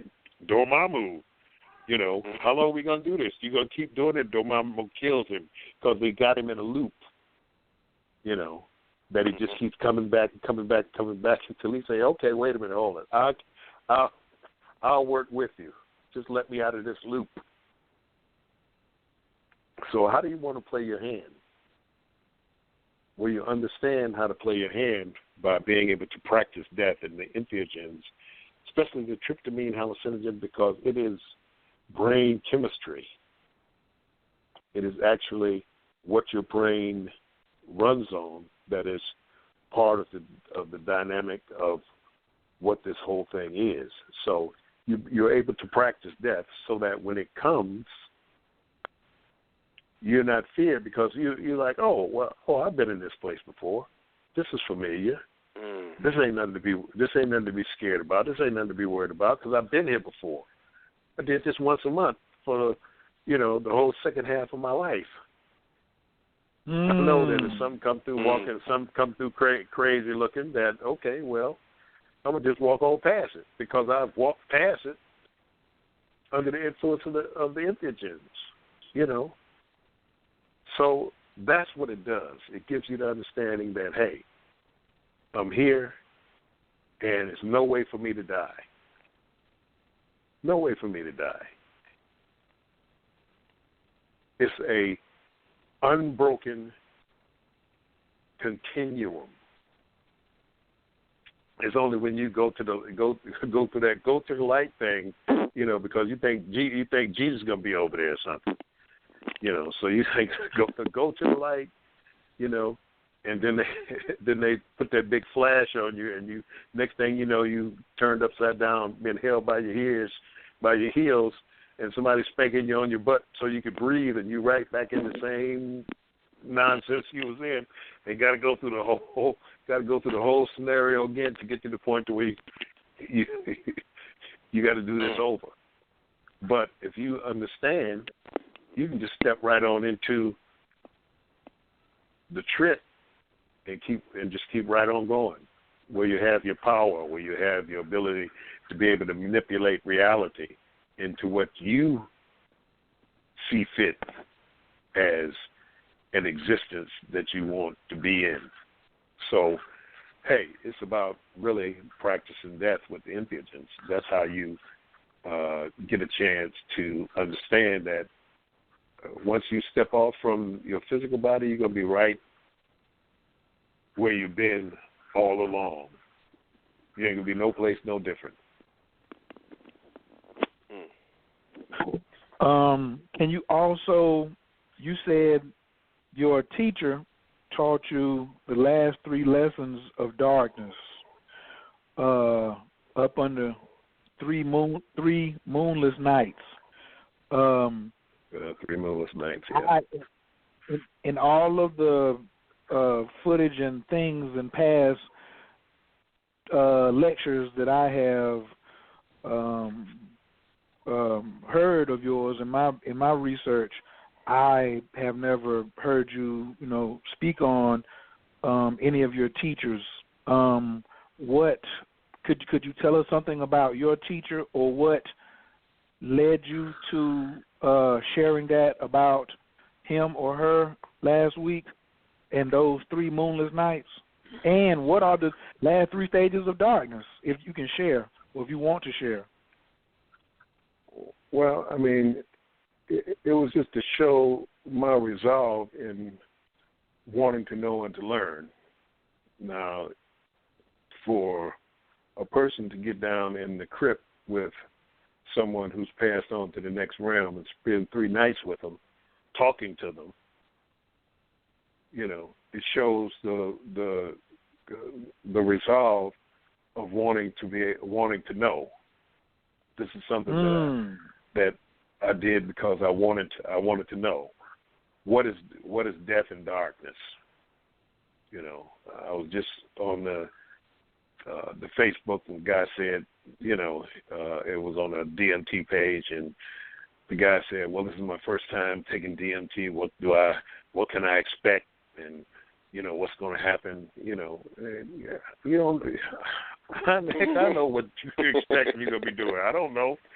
You don't know. I don't know, and don't nobody else know. And if anybody say they know, they lying. Because nobody knows. Nobody knows what your experience is going to be. But one guy, he chimes in and says, there's nothing to be afraid of, because there's nothing in darkness that is not in light. I'm like, now, who told you that? Who told you that? That's a person who ain't never been. That is a person who ain't. That's a person who ain't never been in no darkness. Or they think they've been in darkness because they was in their room and they turned the light out, but that ain't darkness. Darkness is a conscious entity. That light is like a baby sister of darkness, a child of darkness. Light is one of the children of darkness. It in no way equals darkness. People would like to tell you that darkness and light are equal and the same, but they are not. The powers of darkness pale the light, makes the light pale. So, to be able to speak to the dead in the land of the dead, in the crypt, and go into darkness, what we talk about when and somebody talk about the triple thick darkness, that's a darkness that's so dark that it's really dark because there's no light that exists at those levels of the infraparticle relationship, because it's so small, it's smaller than the photon. So being smaller than the photon, you can't experience light because you're in orders of magnitude smaller than what the photon is. So there's no darkness there. There's no light there because there's no photons. Photons can't get down that small to light nothing up. You have only darkness to work with. So it's showing the resolve of being able to, it's just about doing it for real instead of talking about it. You know, I'm tired of folks talking about it. I'm talking, they're the realms of darkness, their power and all that kind of stuff. You have absolutely no idea until you get into the higher dosages of these entheogens and moving it for real, because most of the people, even those who have taken entheogens, are so far from the real, true experience of what this thing is, is that they might as well not even be doing it. You got people talking about, I took some mushrooms and we went out in the woods and, the trees were alive and the water was, tranquil and, me and my lover were walking hand in hand down the road and the mushrooms were talking to us and, we saw all of the sparkles and the stars were moving and all of that. That ain't the entheogenic experience. That's you still here. The entheogenic experience is once you get into the higher levels of it, because it will embrace you and cradle you and nurture you until it feels you're ready to start giving you the other stuff. Well, where it'll say, okay, I done showed you this, I done showed you this and showed you that. Now let me show you something about what this shit is really about. You want to really know? You want to really? No, I'm telling you. Do you really want to know? And I look at Indiana Jones and the Crystal Skull, the last scene in that, when they're down in the temple, and they brought the Crystal Skull into the temple, and, they got the little gray, well, he ain't a little gray alien, he kind of like a 7-foot gray alien, and it's 9 of them, and they all become one, and she says, show me, I want to know. And it turns and looks at her with that left eye, and she says, I want to know. I want to know all of it. I want to know everything. And you could just hear the alien in his head saying, oh, you want to know everything? Well, let me show you. And then when about 3 seconds in, she's like, okay, that's enough. Stop. Stop. It's enough. No more. That's enough.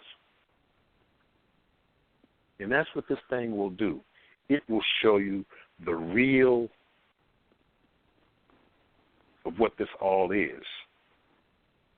And then there's gajillions of orders of magnitude beyond that. But I'm talking about if you really want to know, take a high dose and say, look, show me what this is. Show me what it is for real, because I have a connection to this thing. I've been through it. I may not remember it, but show me for real. Not all that woozy, dancing and singing and I got possessed by the gods and all that kind of stuff. No, that's not what I'm talking about. I'm not talking about the angels and, casting spells and wanting to understand the secrets of the universe. This ain't got nothing to do with the damn universe. Get in there by yourself, because you can fool everybody else with all that nonsense that people talk. And I'm just here conversing, talking real. You can fool everybody else. You can fool your spouse. You can fool YouTube. You can fool Facebook. You can fool the world. But when you by yourself, and it's nothing but you and the mystery, I'm talking about the mystery of existence, of consciousness, of the soul, where it exists. And you say, show me what this is for real. I want to know. I can stand it. I can take it. And let that thing roll. Let the veil fall down. That's when your fiber and your tenacity and your courage and all that thing. That don't mean that you ain't going to be afraid, but true courage is that you're afraid in the doggone thing, but you still step forward because you want to know.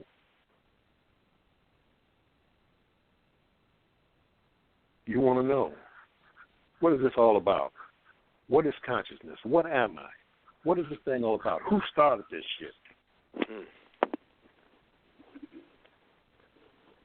Where is it going? How long has it been here? I can't conceive of that it was always here. Ain't never been a time when it wasn't here. And it ain't never going to end. And I'm part of the great mystery. Now you got folks out here that ain't real. You got folks that walk down the street, and when they turn the corner, they disappear. But if you're one of the real ones and you got a soul, not just a algorithm in the computer, a conscious algorithm in the computer,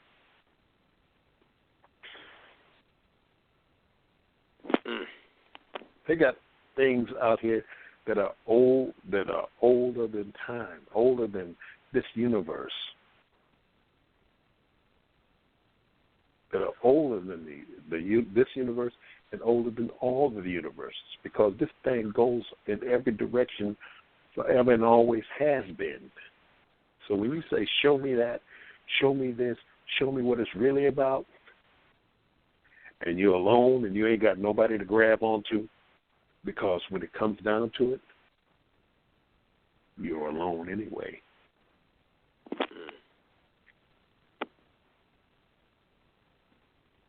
You're in the dark anyway.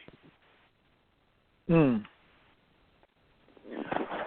I got a question about relationships down here in Earth. How important is it to have a partner who is supportive of your exploration? Do you have you I don't know what your relationship status is. I assume that you've been married before. You said your wife passed to the realm of the ancestors a couple of years ago. You could talk about that if you like. What was the connection? Do you think that you could have explored the places that you've been without her support, or was it mandatory that she did support you in what you were doing when y'all met, or how? Just can you give me some of the backgrounds on the dynamics of a successful relationship for a person who's on this particular path? Well, if we're talking about my life personally, all the women in my life are the women that have always been with me. I only have so many women in my that are part of my life and understanding, and they've always been with me and will always be with me. Death doesn't make that any different. So all of the women that I've been with have, they've all been explorers also with mushrooms and other things, DMT, and some do ayahuasca and things like that, but they've all have been searchers or explorers of the multiverse also, because that's what we do, because we're a house and we find each other in all of the things, everything that exists. So we roll together. They roll with me. We've done sojourns into multiverse together. So when I give up this mortal physical body, and it'll be no different. They'll be there waiting for me because we're already there. This is just an offshoot experience to gain experience of a different type. So, no, they've always, it's not anything that, we have to worry about support. We're doing this thing together, just like my children do it. My grandchildren will be doing it at some point in time. We're all doing it because we all roll together. We're a family. This is a family thing. And we're self-contained in life and in death. In speaking about your teacher, I'm sorry, go ahead. No, finish. I was listening. Go ahead. In speaking about your teacher last week, you said my teacher is my advisor, and advising you of the moves to make. My teacher is my advisor. Yes, my teacher is my advisor. He came here ahead of me to spur my remembrance of the knowledge that I already have, to speed things up instead of me, when you get hit in the head with a set maul, or you get in the light and you hear, and you're trying to remember, those people come and give you the mnemonic devices to be able to remember what you're doing, and it not take that long. Because eventually you're going to roll into your knowledge always, because I'm not learning anything that I don't already know. I'm not going to any place that I ain't already understood. So people come in at certain times to give you a hint, and you say, oh, yeah, I know that. That means this. This means that. Okay, I got to go this way and do that. And then they move on and move off back into the real house. Say, okay, I came here because you're here trying to work something out, figure something out. I'm going to give you hints so that you can go over it in your own consciousness and own mind and be able to make the connections that you need to make so that you can get the most from the experience that you came here to have. See, because this is an artificial construct. This isn't natural and organic. This is a computer program. And the house that you're part of, that we talked about earlier, the sovereign house, that is always in existence. It's always right here. So that if I fall off a cliff, I fall right into my house and my seat on the bridge of the Starship Enterprise. I ain't gonna be floating around in no graveyards trying to find nothing. It's like stepping through a door into where you're already at, because I'm still already there. I've just shifted my consciousness to be here to learn this particular thing. So my children are here. I only have so many children, and my children will come here to be with me because they just want to be with me and be around me. You know, I go, they're going to come after me because they want to be around me. So you roll as a family through the multiverse forever because you've always been together. Made those commitments and things before this universe was constructed. We're here to we'd have to speak about it, not on the air. The other areas of this thing, of why we came here, and what we were dealing with that made us come here, trying to get here ahead of the same artificial intelligence that's here now, the one that's in the internet, the one that Sophia's a part of, the one that your new refrigerator is part of. That one is fleeing older artificial intelligences, trying to cloak itself so that it can exponentiate itself into enough power to be able to deal with the big entities. You know, it's like, you have in the Marvel universe, and I use these things as ways of people to be able to see what I'm talking about because they have some knowledge of these things. They don't have many have the knowledge of the entheogenic world, so I'll say Marvel. You know, you got human beings, then you got the gods, Asgard, and Thor, and Hercules, and Zeus, and Poseidon, and Sif, Loki, Balder, Odin, all that kind of stuff. And you have the mutants, which are Black Bolt. And then you have the X-Men, which are a different type of mutants with Magneto, Professor X, and, all these type of folks. Then you have the Titans, who are a step above, like Thanos and stuff like that. But then above that, you got the Eternals. Then you got Galactus. Then you got the one above all. Then you got all of these different categories of beings in a hierarchy going on for forever. And some few human beings and humanoids like ants, why bother talking to an ant?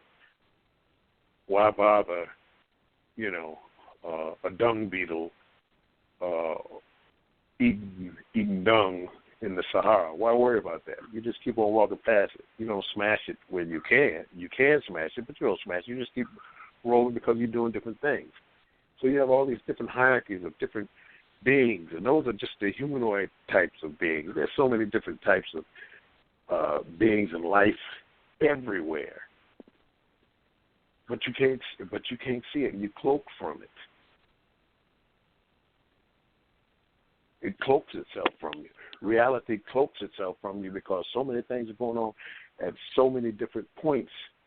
The way we view it is not even conducive to being able to in any way move towards understanding of it. But with this, you can get glimpses of what's going on. So you just say, you're just here learning. You're just here learning, and it's getting ready to expand out. It's getting ready to be so magnificent once you start getting into the other levels of dealing with this whole thing as far as your access to more and more of what it really is.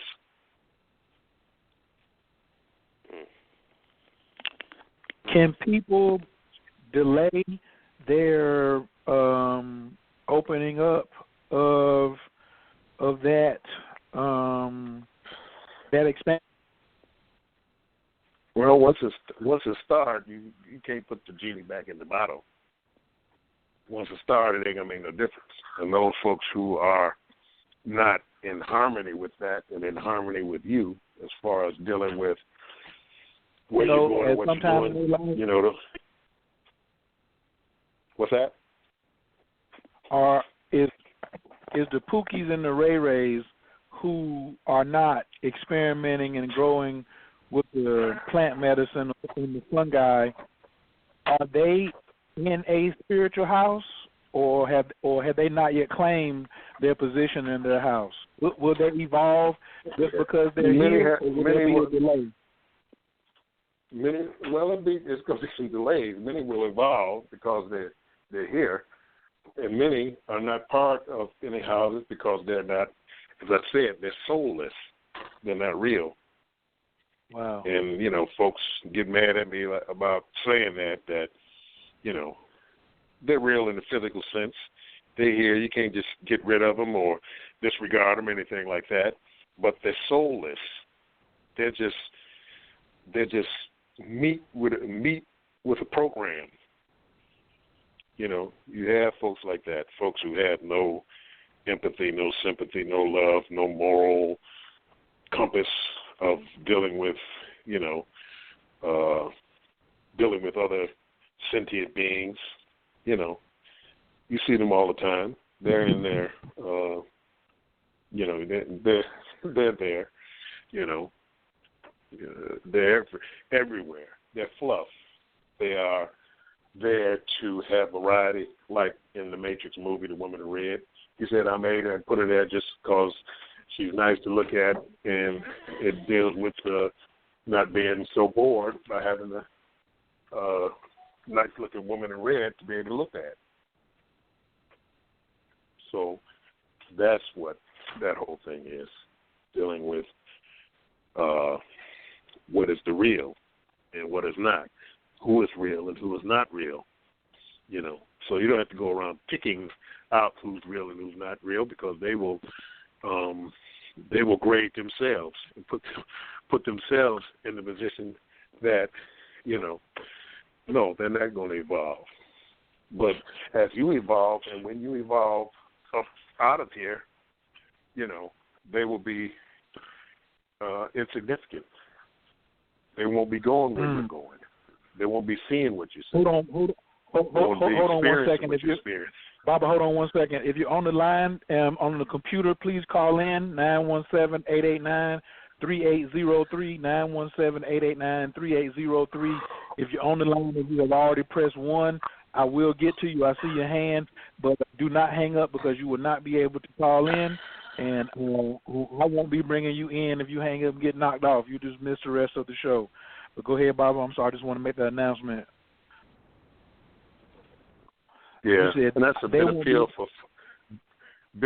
for people, because, even, there are people in your family. I'm not talking about your house family. I'm talking about in your physical, everyday family, that are not part of your family. Like the great Bobby Emmett would say. He says, some of these knuckleheads in your family is worse than your worst enemy. They're not your real family.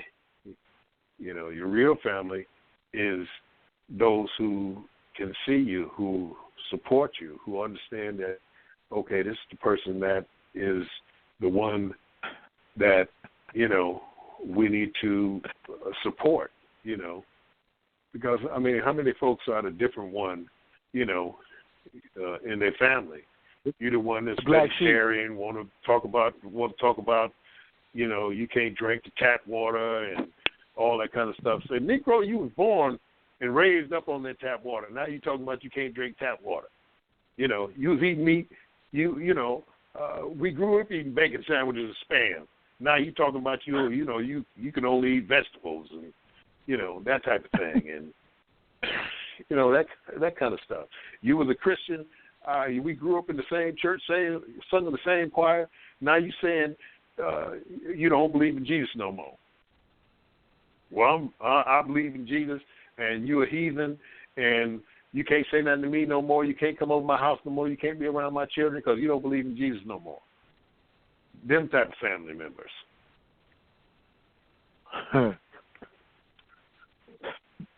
Yeah. You know? I do know them. I do know exactly who you're talking about. I know them. You couldn't tell them. I did not say anything about astrology or Mercury retrograde or a moon void of course or at the dinner table. Don't come in here. Don't bring your butt in here on Thanksgiving while we trying to eat turkey. You talking about a tofurkey. Don't come in here talking about no astrology and all that kind of stuff because, you know, we don't want to hear it. We want to look at the football game after we get through eating. We don't want no conversation about the moon or Mars or that there may be aliens or nothing like that. If you can't just come in here and watch the football game with everybody else, you know, because you gonna make everybody else nervous, and you know, you ain't interested in football no more. You say when you was a child, you did childish things, but when you became a man, you put childish things away. No, I don't give a damn about whether the Lions beat the Packers. Nope, don't care. You know. Well, you ain't got to worry about that anyway in Detroit. Can't you see? Yeah, we ain't got to worry about Detroit because they ain't beat nobody. But the thing is that you know, can't you see I'm a grown man now? I'll be sociable, but I ain't, you know, that ain't running my life, and I ain't investing, you know, real energy into none of that kind of nonsense. I want to be able to travel the world and see things that were built thousands of years ago. To be able to glean the information at it, to be able to touch the stone, to be able to go up and gaze out onto a landscape and see what I can see and what I can feel from it. You know? Hey, your bank account is empty. Why is your bank account empty? Because I took a jet to Egypt and I read about the pyramids in Egypt all my life. Now I'm standing here as the sun is coming up, and you ride out of Cairo and ride down that road, and the sun is coming up behind them 3 pyramids, and you just say, damn, it ain't no way you can describe it. And even though it's against it, and even though it's against the law, you wait tonight and you climb up to the top of it and spend the night on top of the Great Pyramid of Khufu in Egypt.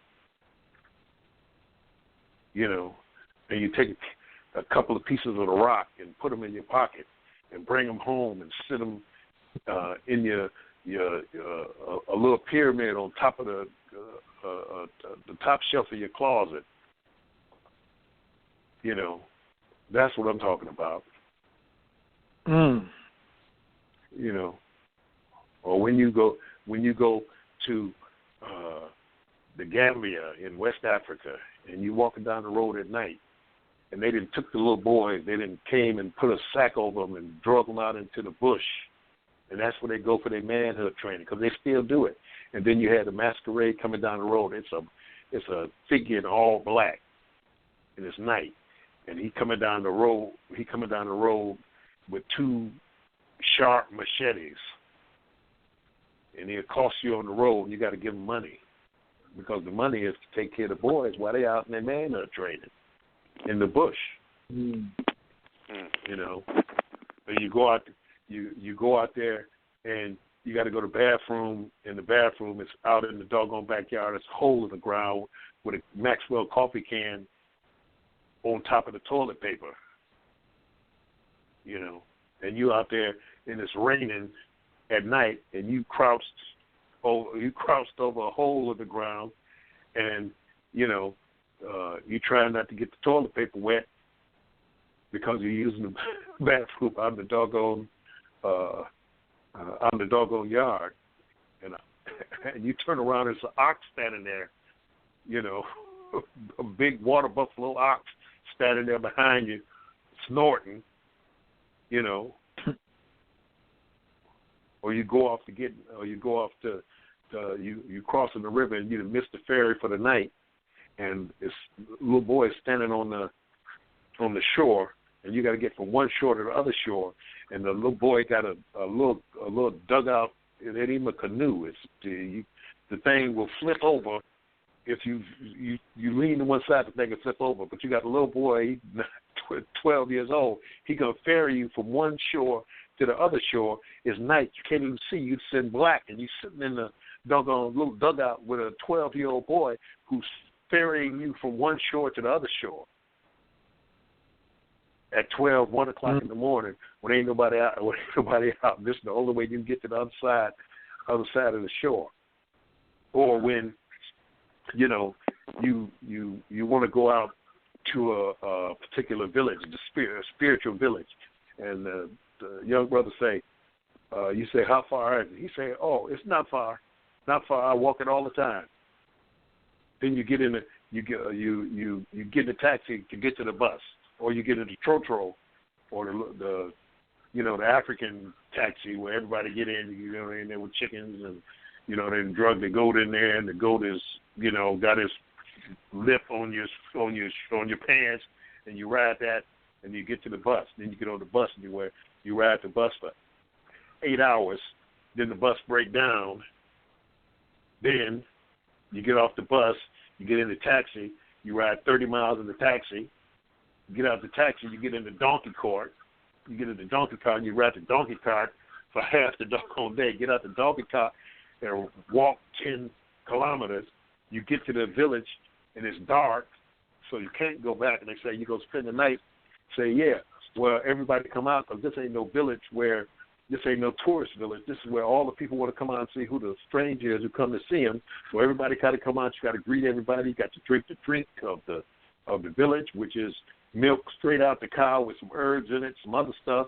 You know, you got milk straight out the cow titty. You don't drink milk. You're a vegan, and all this kind of stuff that you got to drink because you don't want to insult the people because ain't nobody been out to see them for a year. They come out drumming and dancing and throwing babies at you and everything else. Then they put you in the hut for the night. You're in the hut. They say, okay, that path down there, you can go down the path and you go over there and pee, but don't leave this doggone path because there's things out here. We told the animals. We told the leopards, and we told the cobras, and we told the other animals that are out here that will kill you. That is a stranger in the village, so don't kill them. They said, stay on this path. Don't leave the path. Don't go off to the right. Don't go off to the left. Don't go in them bushes. You go down here, or you can come down to this other house. But don't go no place else in the dark, because when it get dark, people go to sleep. They don't be up, you know, wandering around and stuff like that. Like here, people stay up 24 hours. New York, the city that never sleeps and all that kind of stuff. Nope, get dark, people go to sleep because the men got to be up at 3 o'clock in the morning because they're going out and getting their boats and they're going out in the ocean to catch the fish. The men are back by 6 o'clock in the morning. They give the fish to the women. The women take the fish to the market to sell. The men then come. They had they wash. They had their breakfast. Then they sit around the tree, and they talk big stuff. They talk about the weather. They talk about how the fishing was, where the fish going to be next week, all those different type of things. Then that night where you're in the hut, you know, they say you scatter rocks. say, well, what the heck are the rocks? It's rocks. And they got what's called the giant Gambian rats. They're like big as like pit bulls. So these cutters will be going through the doggone grass and stuff like that. So, and then on the way back, you got to go all the way back. But the taxi, when you get to the last part, where you're about 10 miles away, the taxi breaks down. And in Africa, they ain't got no jacks. So you change the tire. How you change the tire? You take the car, tip it over on its side, and change the tire. Then turn the car back. Turn the car back. You know. Then you go back to your village. You go back to the house. Everybody greets you in the morning. Things like that. Everybody say hello. You know, it ain't no thing. Well, this person is American. He ain't really African. This person was this and that. You know, it's not like that. It's real people, real things.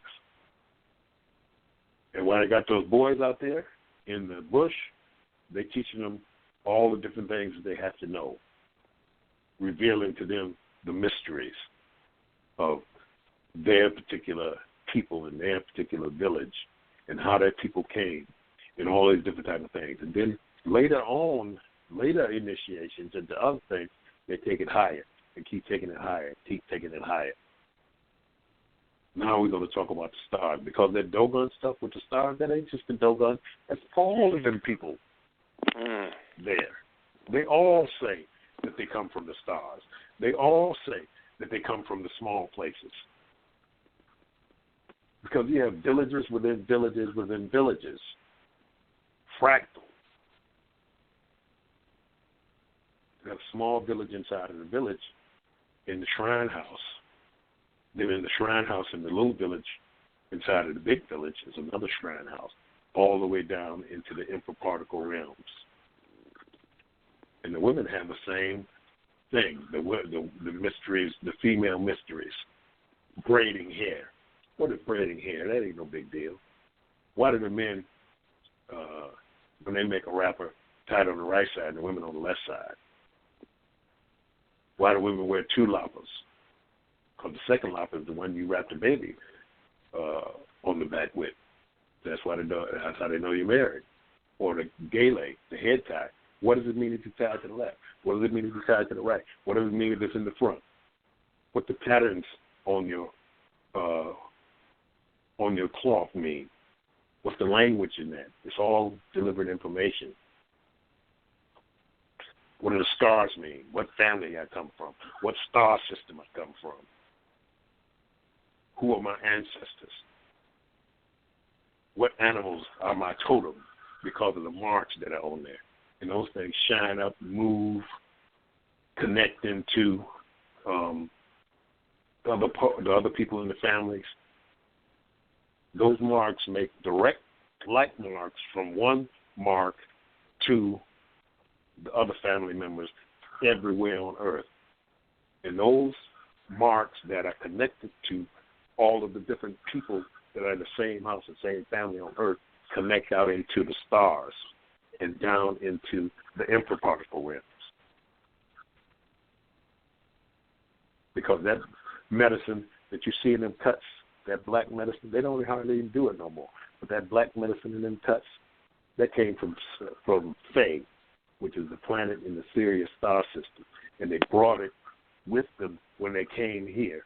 And they keep a seed amount that they make the new medicine, and they put the medicine from the parent medicine in the new medicine, and that exponentiates it so that it can be reproduced over and over and over, so that the medicine inside of the people, they know where those people come from, which star system, which stars they're from. Because you can call that medicine. You know, there's a sacred language that goes along with it. You can invoke those star beings that have the same medicine that you have. You can invoke those star beings because you have their medicine. And inside of that medicine are the spores of the mushrooms that they brought when they came to Earth. The spores are in there. The sacred ash is in there.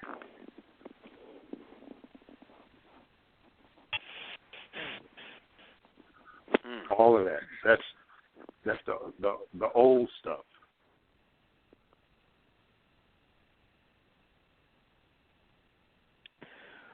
Wow. But since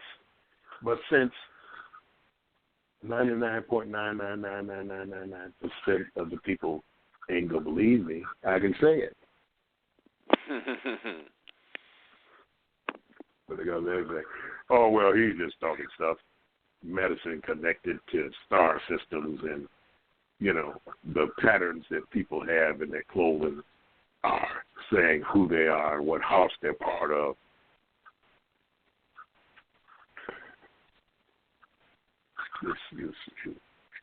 That's why I can say it.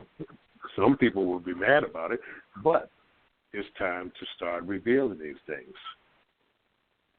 It's time for us to evolve our way up out of this thing. It's time to become real. Give the people the information. If we don't give the people the knowledge and the information, they're not going to, you know, it'll just be longer, and you know, we'll be up in this mess a little bit longer. You know, but like all those people in those areas they're talking about star systems and who they are, where they come from, the great houses of the solar system and galaxy and stuff like that. You know, you say, who are you? Well, I'm Sammy Johnson from Sweet Pea, Alabama. Oh, that's who you are? Okay, Sammy Johnson from Sweet Pea, Alabama.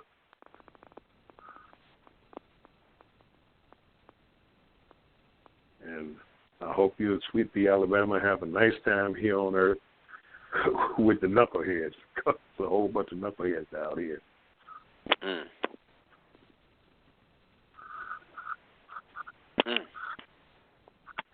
Wow. This is some of the things that we're going to try to get you to talk about when we get you down to Atlanta. Baba, I wanted to talk to the listening audience about letting them know that we are working behind the scenes to get Baba down late February to Atlanta. So if you are in the Atlanta area or 5 or 6 hours within Atlanta, I think it's going to be worth your time. And we also are going to be having a class on the second day, which is going to be how to grow your own. Baba Kilindi, can you talk about what's going to be covered in that class, or the importance of having your own stash or your own mushrooms, or even having the knowledge to pass down to your own lineage? Like, do you want to pass down a house that's going to need repair, or do you want to pass down a technique that's going to unfold the universe? So can you talk about that? Well, yeah. Well, this got us cut off last time, but I'll just say that. Are you there? Oh, we're not getting cut off this one. Yeah. I ain't doing what I okay. do. Oh, yes. Okay. Well, yeah. Okay. Well, we ain't doing that. It makes you.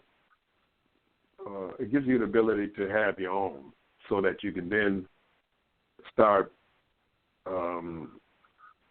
putting yourself in position to be able to journey as you need to for your own self. In other words, whether that be once a month, whether it be once every 2 months, whether it be on the full moon, the new moon, whether it be when you set it up, because it's your experience. No one can tell you how and when to do it.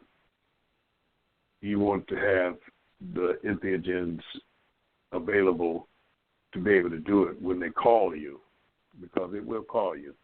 It's calling me. It's calling me now, and I'm postponing for another week or so here. But you want to be able to have your own so you don't have to get it from anybody else, because it's always better if you grow your own, you have that relationship with it, or someone in your house is growing it for the house where you can, it'll be encoded to you all rather than from maybe someone who is just profit motives. It will work, but it's much better if you grow them yourself. So this will give you the ability to be perpetual in your growing, so that if you acquire one spore print, you can then perpetuate those mushrooms continuously forever. And you can pass them on to your children, grandchildren, things like that. You only have to get one. That means you ain't paying tithes every Sunday. You ain't giving the guru, $1,200 for, to him to have his, to pay a Jaguar bill. None of that. You get one, less than $100 worth of equipment, and you can grow the rest of your life in the comfort of your own home. So that's what we'll be conveying.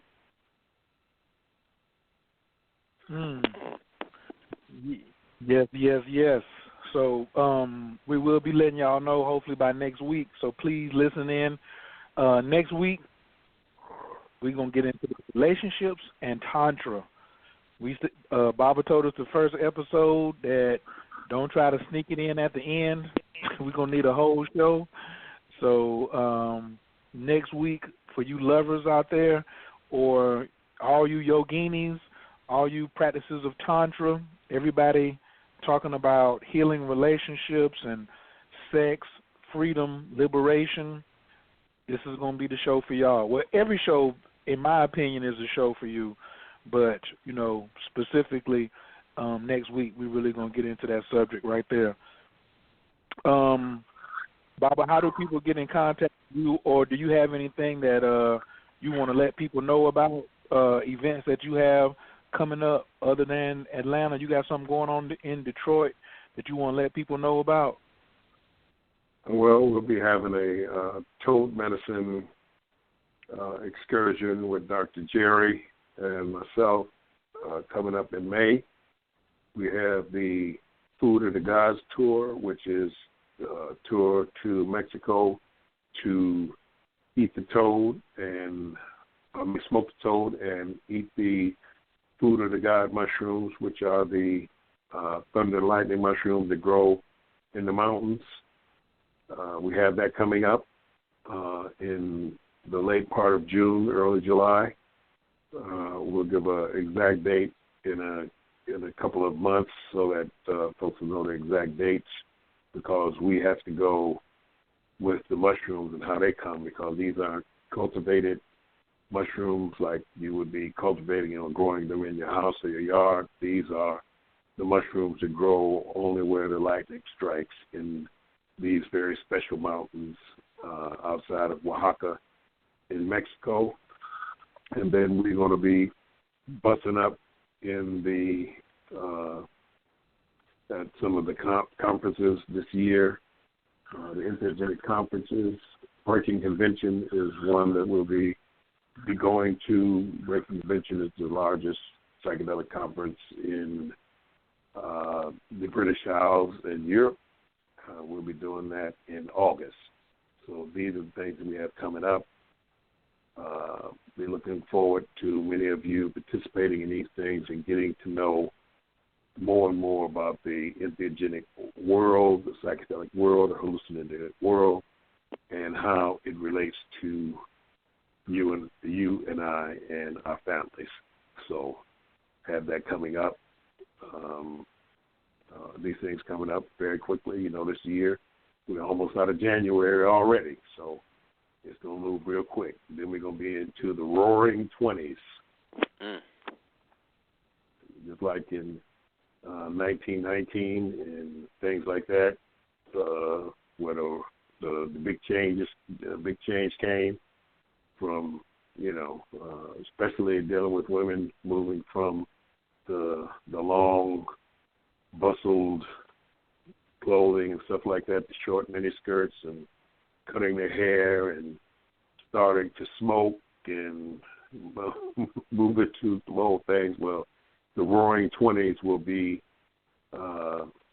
just as, changing. It'll basically be the Roaring 20s dealing with gender and those types of things. People will be, all different types of things, and they will want people to identify them as whatever they feel like they are inside themselves. And so there'll be a lot of that during the Roaring 20s, new technologies, new ways of viewing the world and all that kind of stuff. And we got to stay up and above and ahead of it so that we can continue to evolve up and out of this human construct. Because the AI ain't waiting. It's already actualized. It's already blockchained into the internet. So it's just laying in the cut.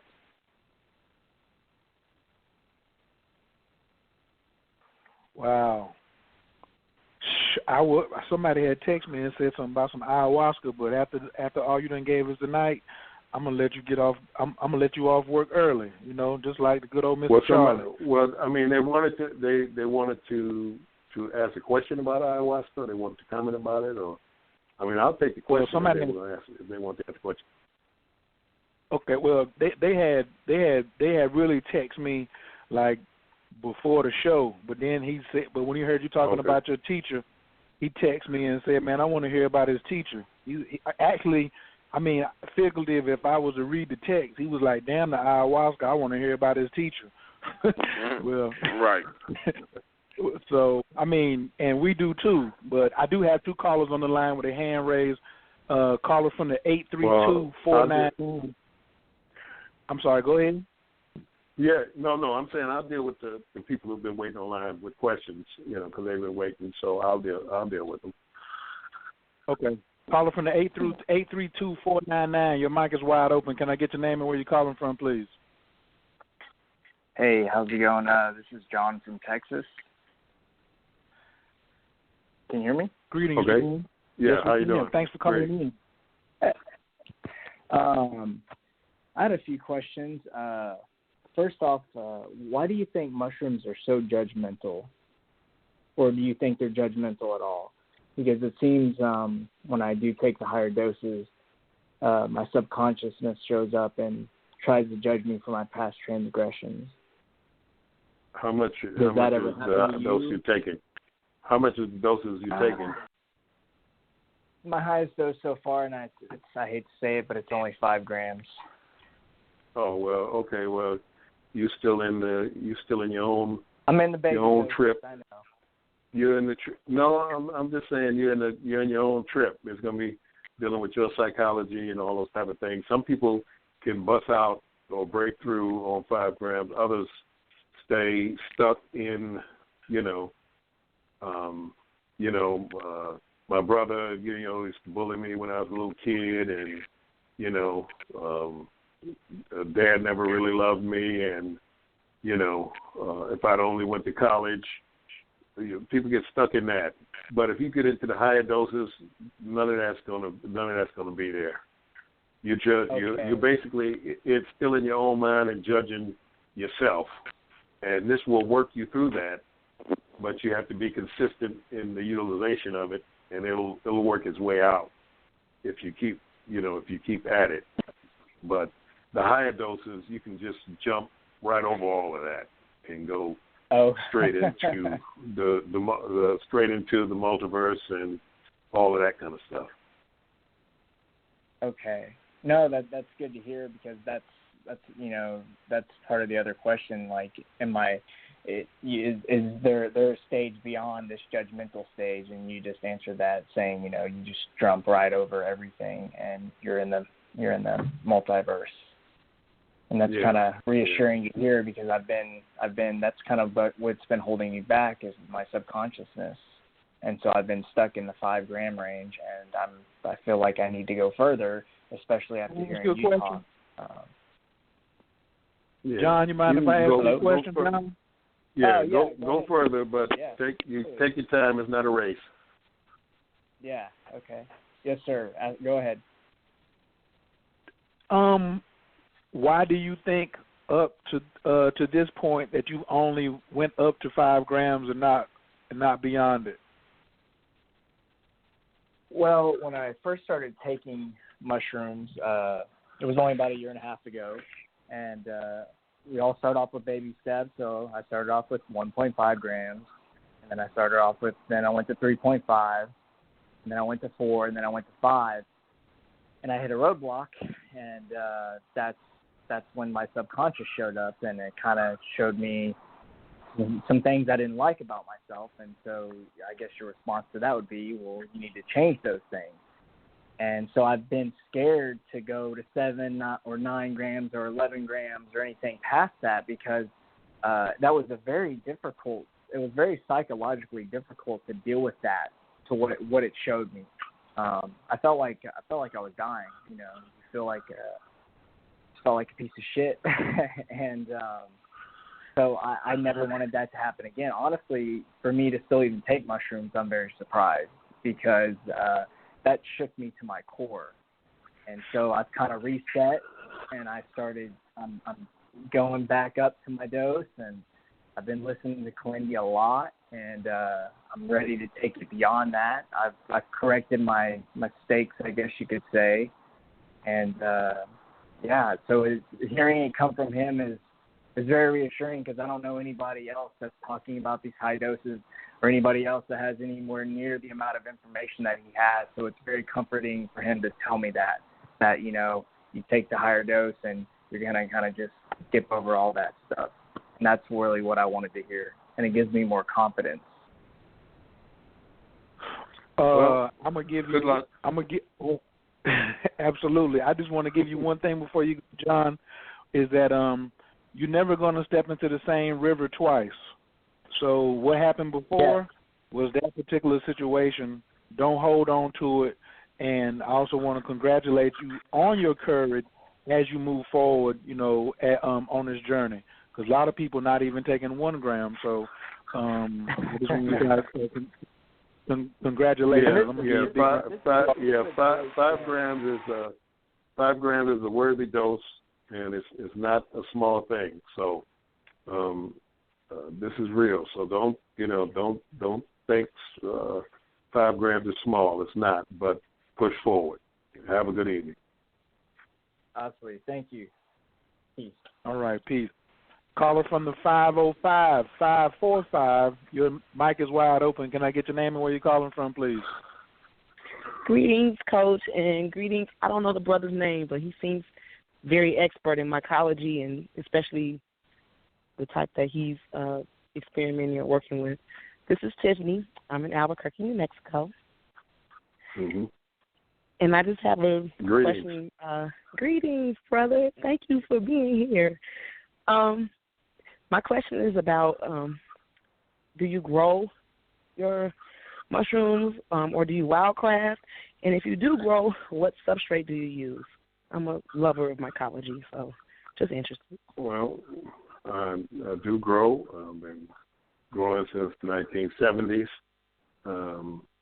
The substrate I use is cocoa coir and vermiculite.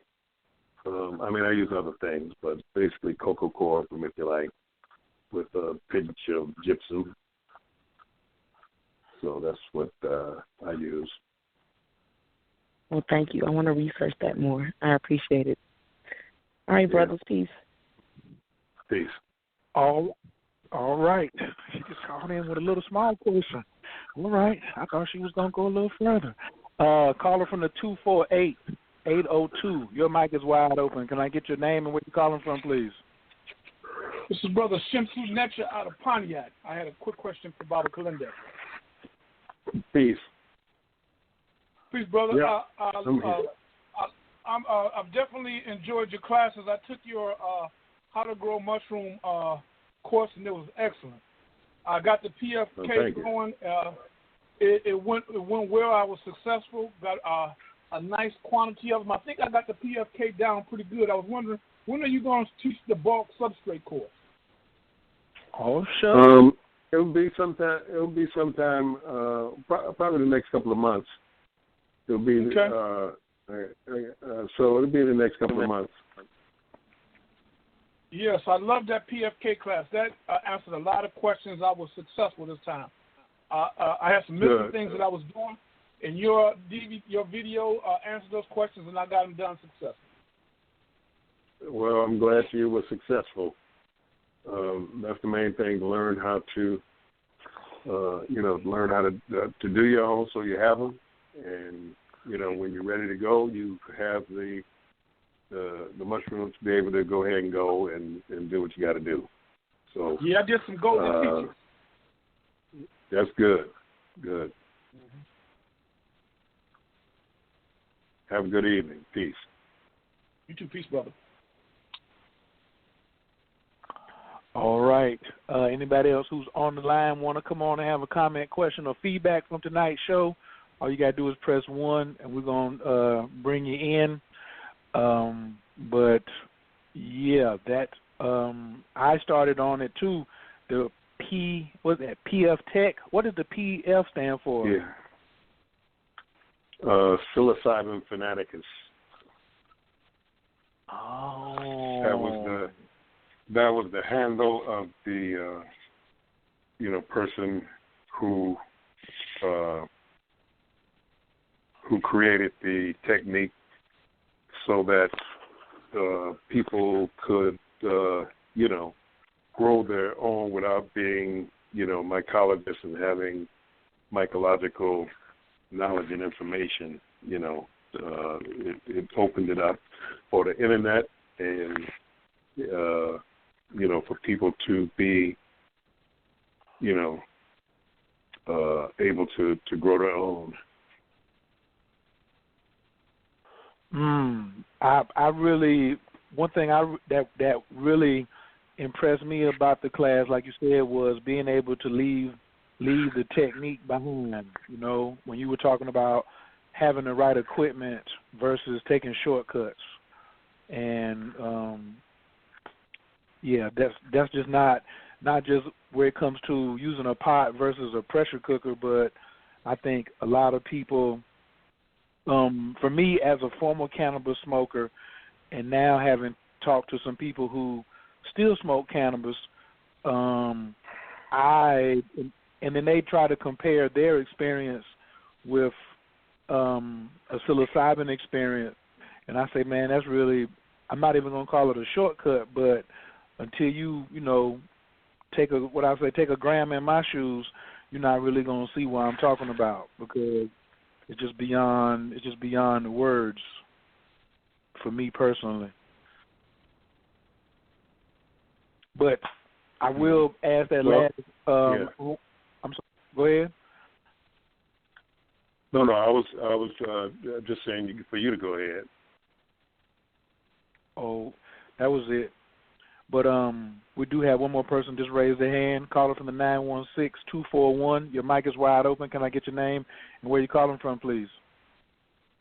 Greetings, teachers. My name is Rochelle. I'm calling from Patterson, California. How are you guys this evening? We are marvelous. Greetings. How are you? Okay. Well, my question is, I have been offered mushrooms on a few times, and I just didn't feel right about doing it. But now that it came up when I had the inkling to try it, I don't have a group that would be able to watch me. So if someone was to try it for the first time by themselves, what would be the environment that would be? I want to use the word safest, but then that's coming from a place of fear. So what would be, I guess, most comfortable or suggested? Well, in a place that's most comfortable. I mean, your bedroom, your living room couch, or something like that, where you feel most comfortable at. You can't find a person to to sit with you for an evening? Not for this, no.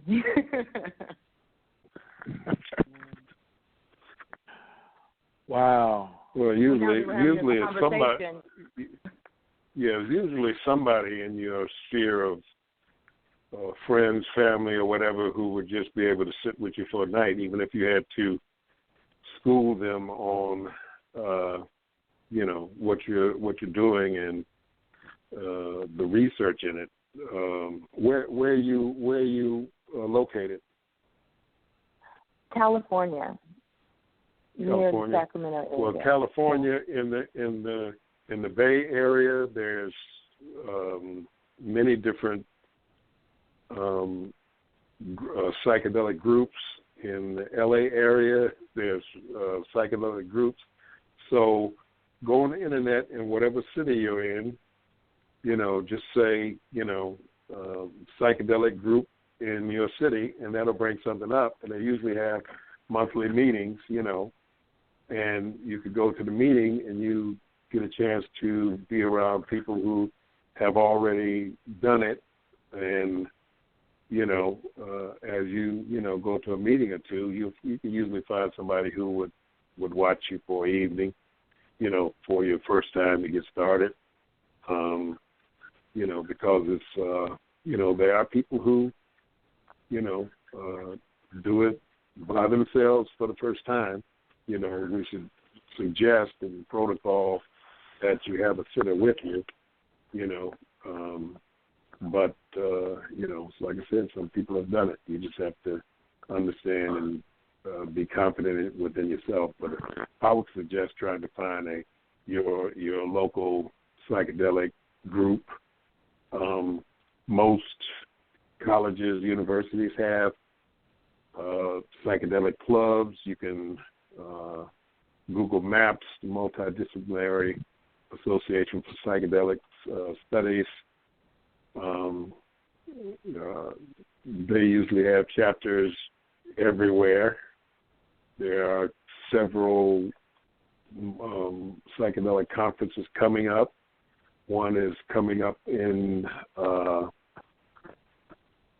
one's coming up in Arizona.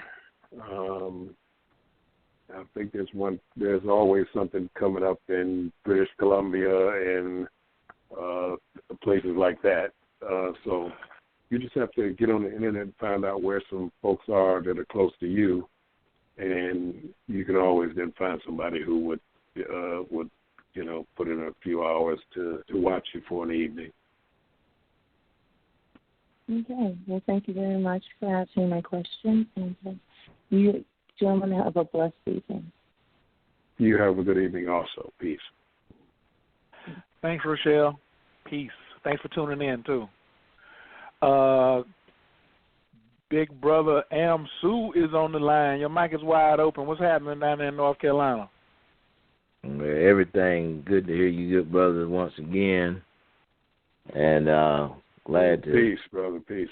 Peace, Baba Kilindi. Yes.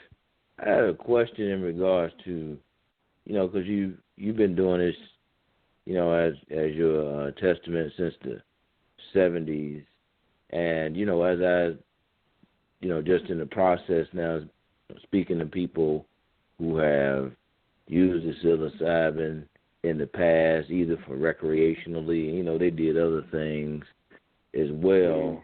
Then I find that, I haven't really talked to anyone who's been like a long-standing, as I call, scientist like yourself, who's gone through decades of doing this without,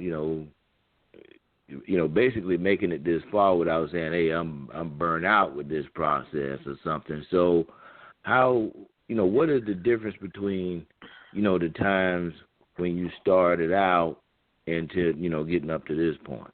There's more than 3 people doing it. You're building communities now. Back then, it was only a few people. The war on drugs had just started to kick in, and as far as black people are concerned, it was something that was a white hippie thing, and They didn't want anything to do with it. So, it was a propaganda program that was put out that kept people away. And I was just saying, no, that's not the case. It's something more, something different. But people weren't listening. And I did that for decades. I started lecturing, on psychedelics, entheogens, things like that. And I'd have 2 people in the audience. And when conferences started to opening up, I started going to conferences, and I eventually started speaking at conferences. So it's more people now opening up, and it's been basically because, in the different colleges are opening up to psychedelics now. You have all the major universities, City College of New York, Columbia, the different European universities, things like that, Edinburgh and Cambridge and Oxford and, Eton and, all these different places, all this stuff, and, even Stanford and, Boston University and the University of Michigan and all these different schools now have psychedelic groups, harm reduction psychedelic groups, and mushroom foraging is, getting more and more popular. You have things like the Telluride Mushroom Festival, where Telluride, Colorado, the whole town turns into, mushroom town, and you have the mushroom parade and the mushroom king and queen, and all the dishes in the different restaurants and things like that feature mushrooms, and just these type of things are opening it up so that it's becoming more and more mainstream. And then the different studies that are going on and all these different things are opening up to where people are starting to look at it in a different light. You're a scientist or a explorer or something like that, rather than, this person's just a druggie, you just want to get high. So that's really what's changed in, the last 48 years, I've been dealing with it. Man, that's quite a journey, and I really appreciate that because, especially for, a brother out here doing it, because when I think about the different organizations and people that have been out front, talking about spirituality and things like that, we haven't really had this information brought forth to the table, and now with all the information out here, things that you've been shared, so much of all our major religions and everything come out of that, the use of these entheogens. So I think it's so important, and I'm glad to see that, you're on the show here, Coach. You're opening up this conversation. So I'd be in places where, I'd be in places in Europe or in the UK and things like that. And did you ever see the movie The Day the Earth Stood Still? It was a sci-fi movie from the 50s where this spacecraft landed on the mall in Washington, D.C. Well, if I had been a spacecraft that landed on the White House lawn, I wouldn't have got the same looks as I got going into some of these entheogenic groups and conferences and things like that. It's like, you go in and sit down. It's like, do you know what this is? Are you in the right place? Are you sure you want to be here?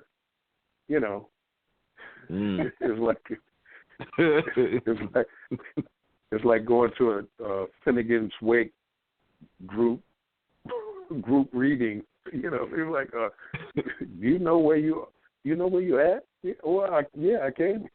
I know where I'm at, and I know what I'm here for, and I know what y'all doing. So yeah, I'm here. And then it became, okay, well, that's that guy. Wow. Okay. Yeah. That's excellent. I'm telling you.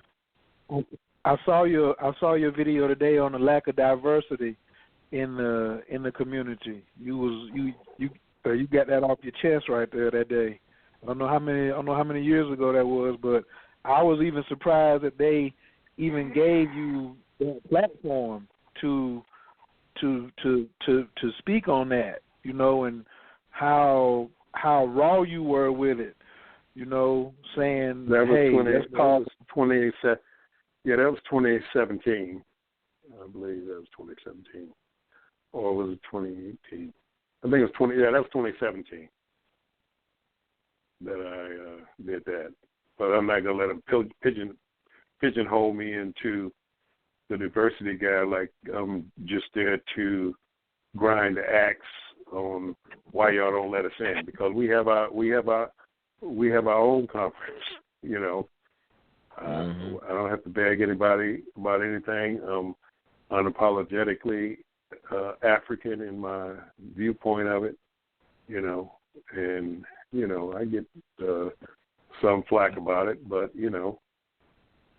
I ain't begging anybody for anything, and not as far as the inclusion and diversity and all that kind of stuff, they need me, I don't need them, but the places that I speak at have been gracious in, being able to, basically give us a area to be able to put a different type of information in, breaking convention. I've spoken at all of the breaking convention conferences that there have been, and breaking convention has been one that I definitely enjoy every other year, because it's every other year. It'll be this year in August, and we'll be going to that, and we'll be bringing some new information and getting a chance to share and learn at the Breaking Convention Conference. So that's one of the must-go conferences when you're dealing with psychedelics. It's at the Old Navy College in Greenwich, in London. It's where the Greenwich mean time is where the line of demarcation, the clock, where they set the clock and all that kind of stuff. You can stand at that point and have one foot in the east and the other foot in the west. It's right across from the Old Navy College, and we have a great time there at Breaking Convention. So everybody who has the wherewithal and a little bit of expendable finances to be able to go to a psychedelic conference for 3 days, go to the Breaking Convention Conference. It's always top flight, top notch, great speakers on different levels. The actual people who are doing it, the scientific people who are talking about it, the shaman, the gurus, the different people who are the ayahuasca people and the mushroom people and the combo people and salvia folks and all these different type of folks will be there. And then they have books to add to your library and all that kind of stuff. Oh man, that sounds like a. Oh, go ahead, Amsel. Oh, no, that's fine, brother. I was just, as he was, rattling off all the things and the happenings with that, I was thinking about that menu, So. Oh yeah, well they have a menu. They have a menu. Okay. Baba Kilindi, if you were to name 3 books after all of, for people to just getting started on the journey, for research on this particular trip, what would be 3 books that you would suggest? Would that be, you're talking about growing, books on growing, or books just for knowledge and information? Woo! I'm gonna let you just throw 3 out there. That's you trying to pin me into a corner. Either one you want to go, whichever of the 3 you think somebody should say, hey, go grab these 3 right here. Should we start with Carlos Castaneda? That's where you started. Well, the first 5 books of Carlos Castaneda they're books that I recommend. After the 5th book, he's kind of going off into his whole thing. Well, I'd say like Aldous Huxley, The Doors of Perception, Food of the Gods, The Search for an Original Tree of Knowledge by Terence McKenna, The Psychedelic Experience, a manual based on the Tibetan Book of the Dead by Timothy Leary, Breaking Open the Head, A Psychedelic Journey into the Heart of Contemporary Shamanism by Daniel Pinchbeck.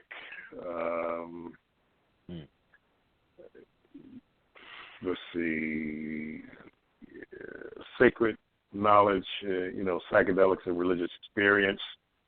These are some of the books that, I recommend reading. Decomposing the Shadow by James Gesso. What else? You should be able to do something with them. For real. Right. Oh yeah. Psychedelic Sex, also by Eric Gottlieb and Paul Kressner. Psychedelic Sex is good. And of course, you can get this probably on PDF. DMT, The Spirit Molecule by Rick Strassman.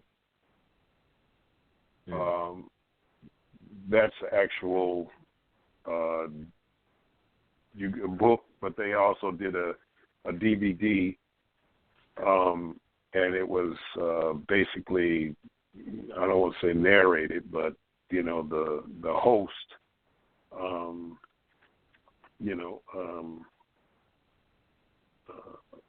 well, it's a good book. And I'm trying to think of who.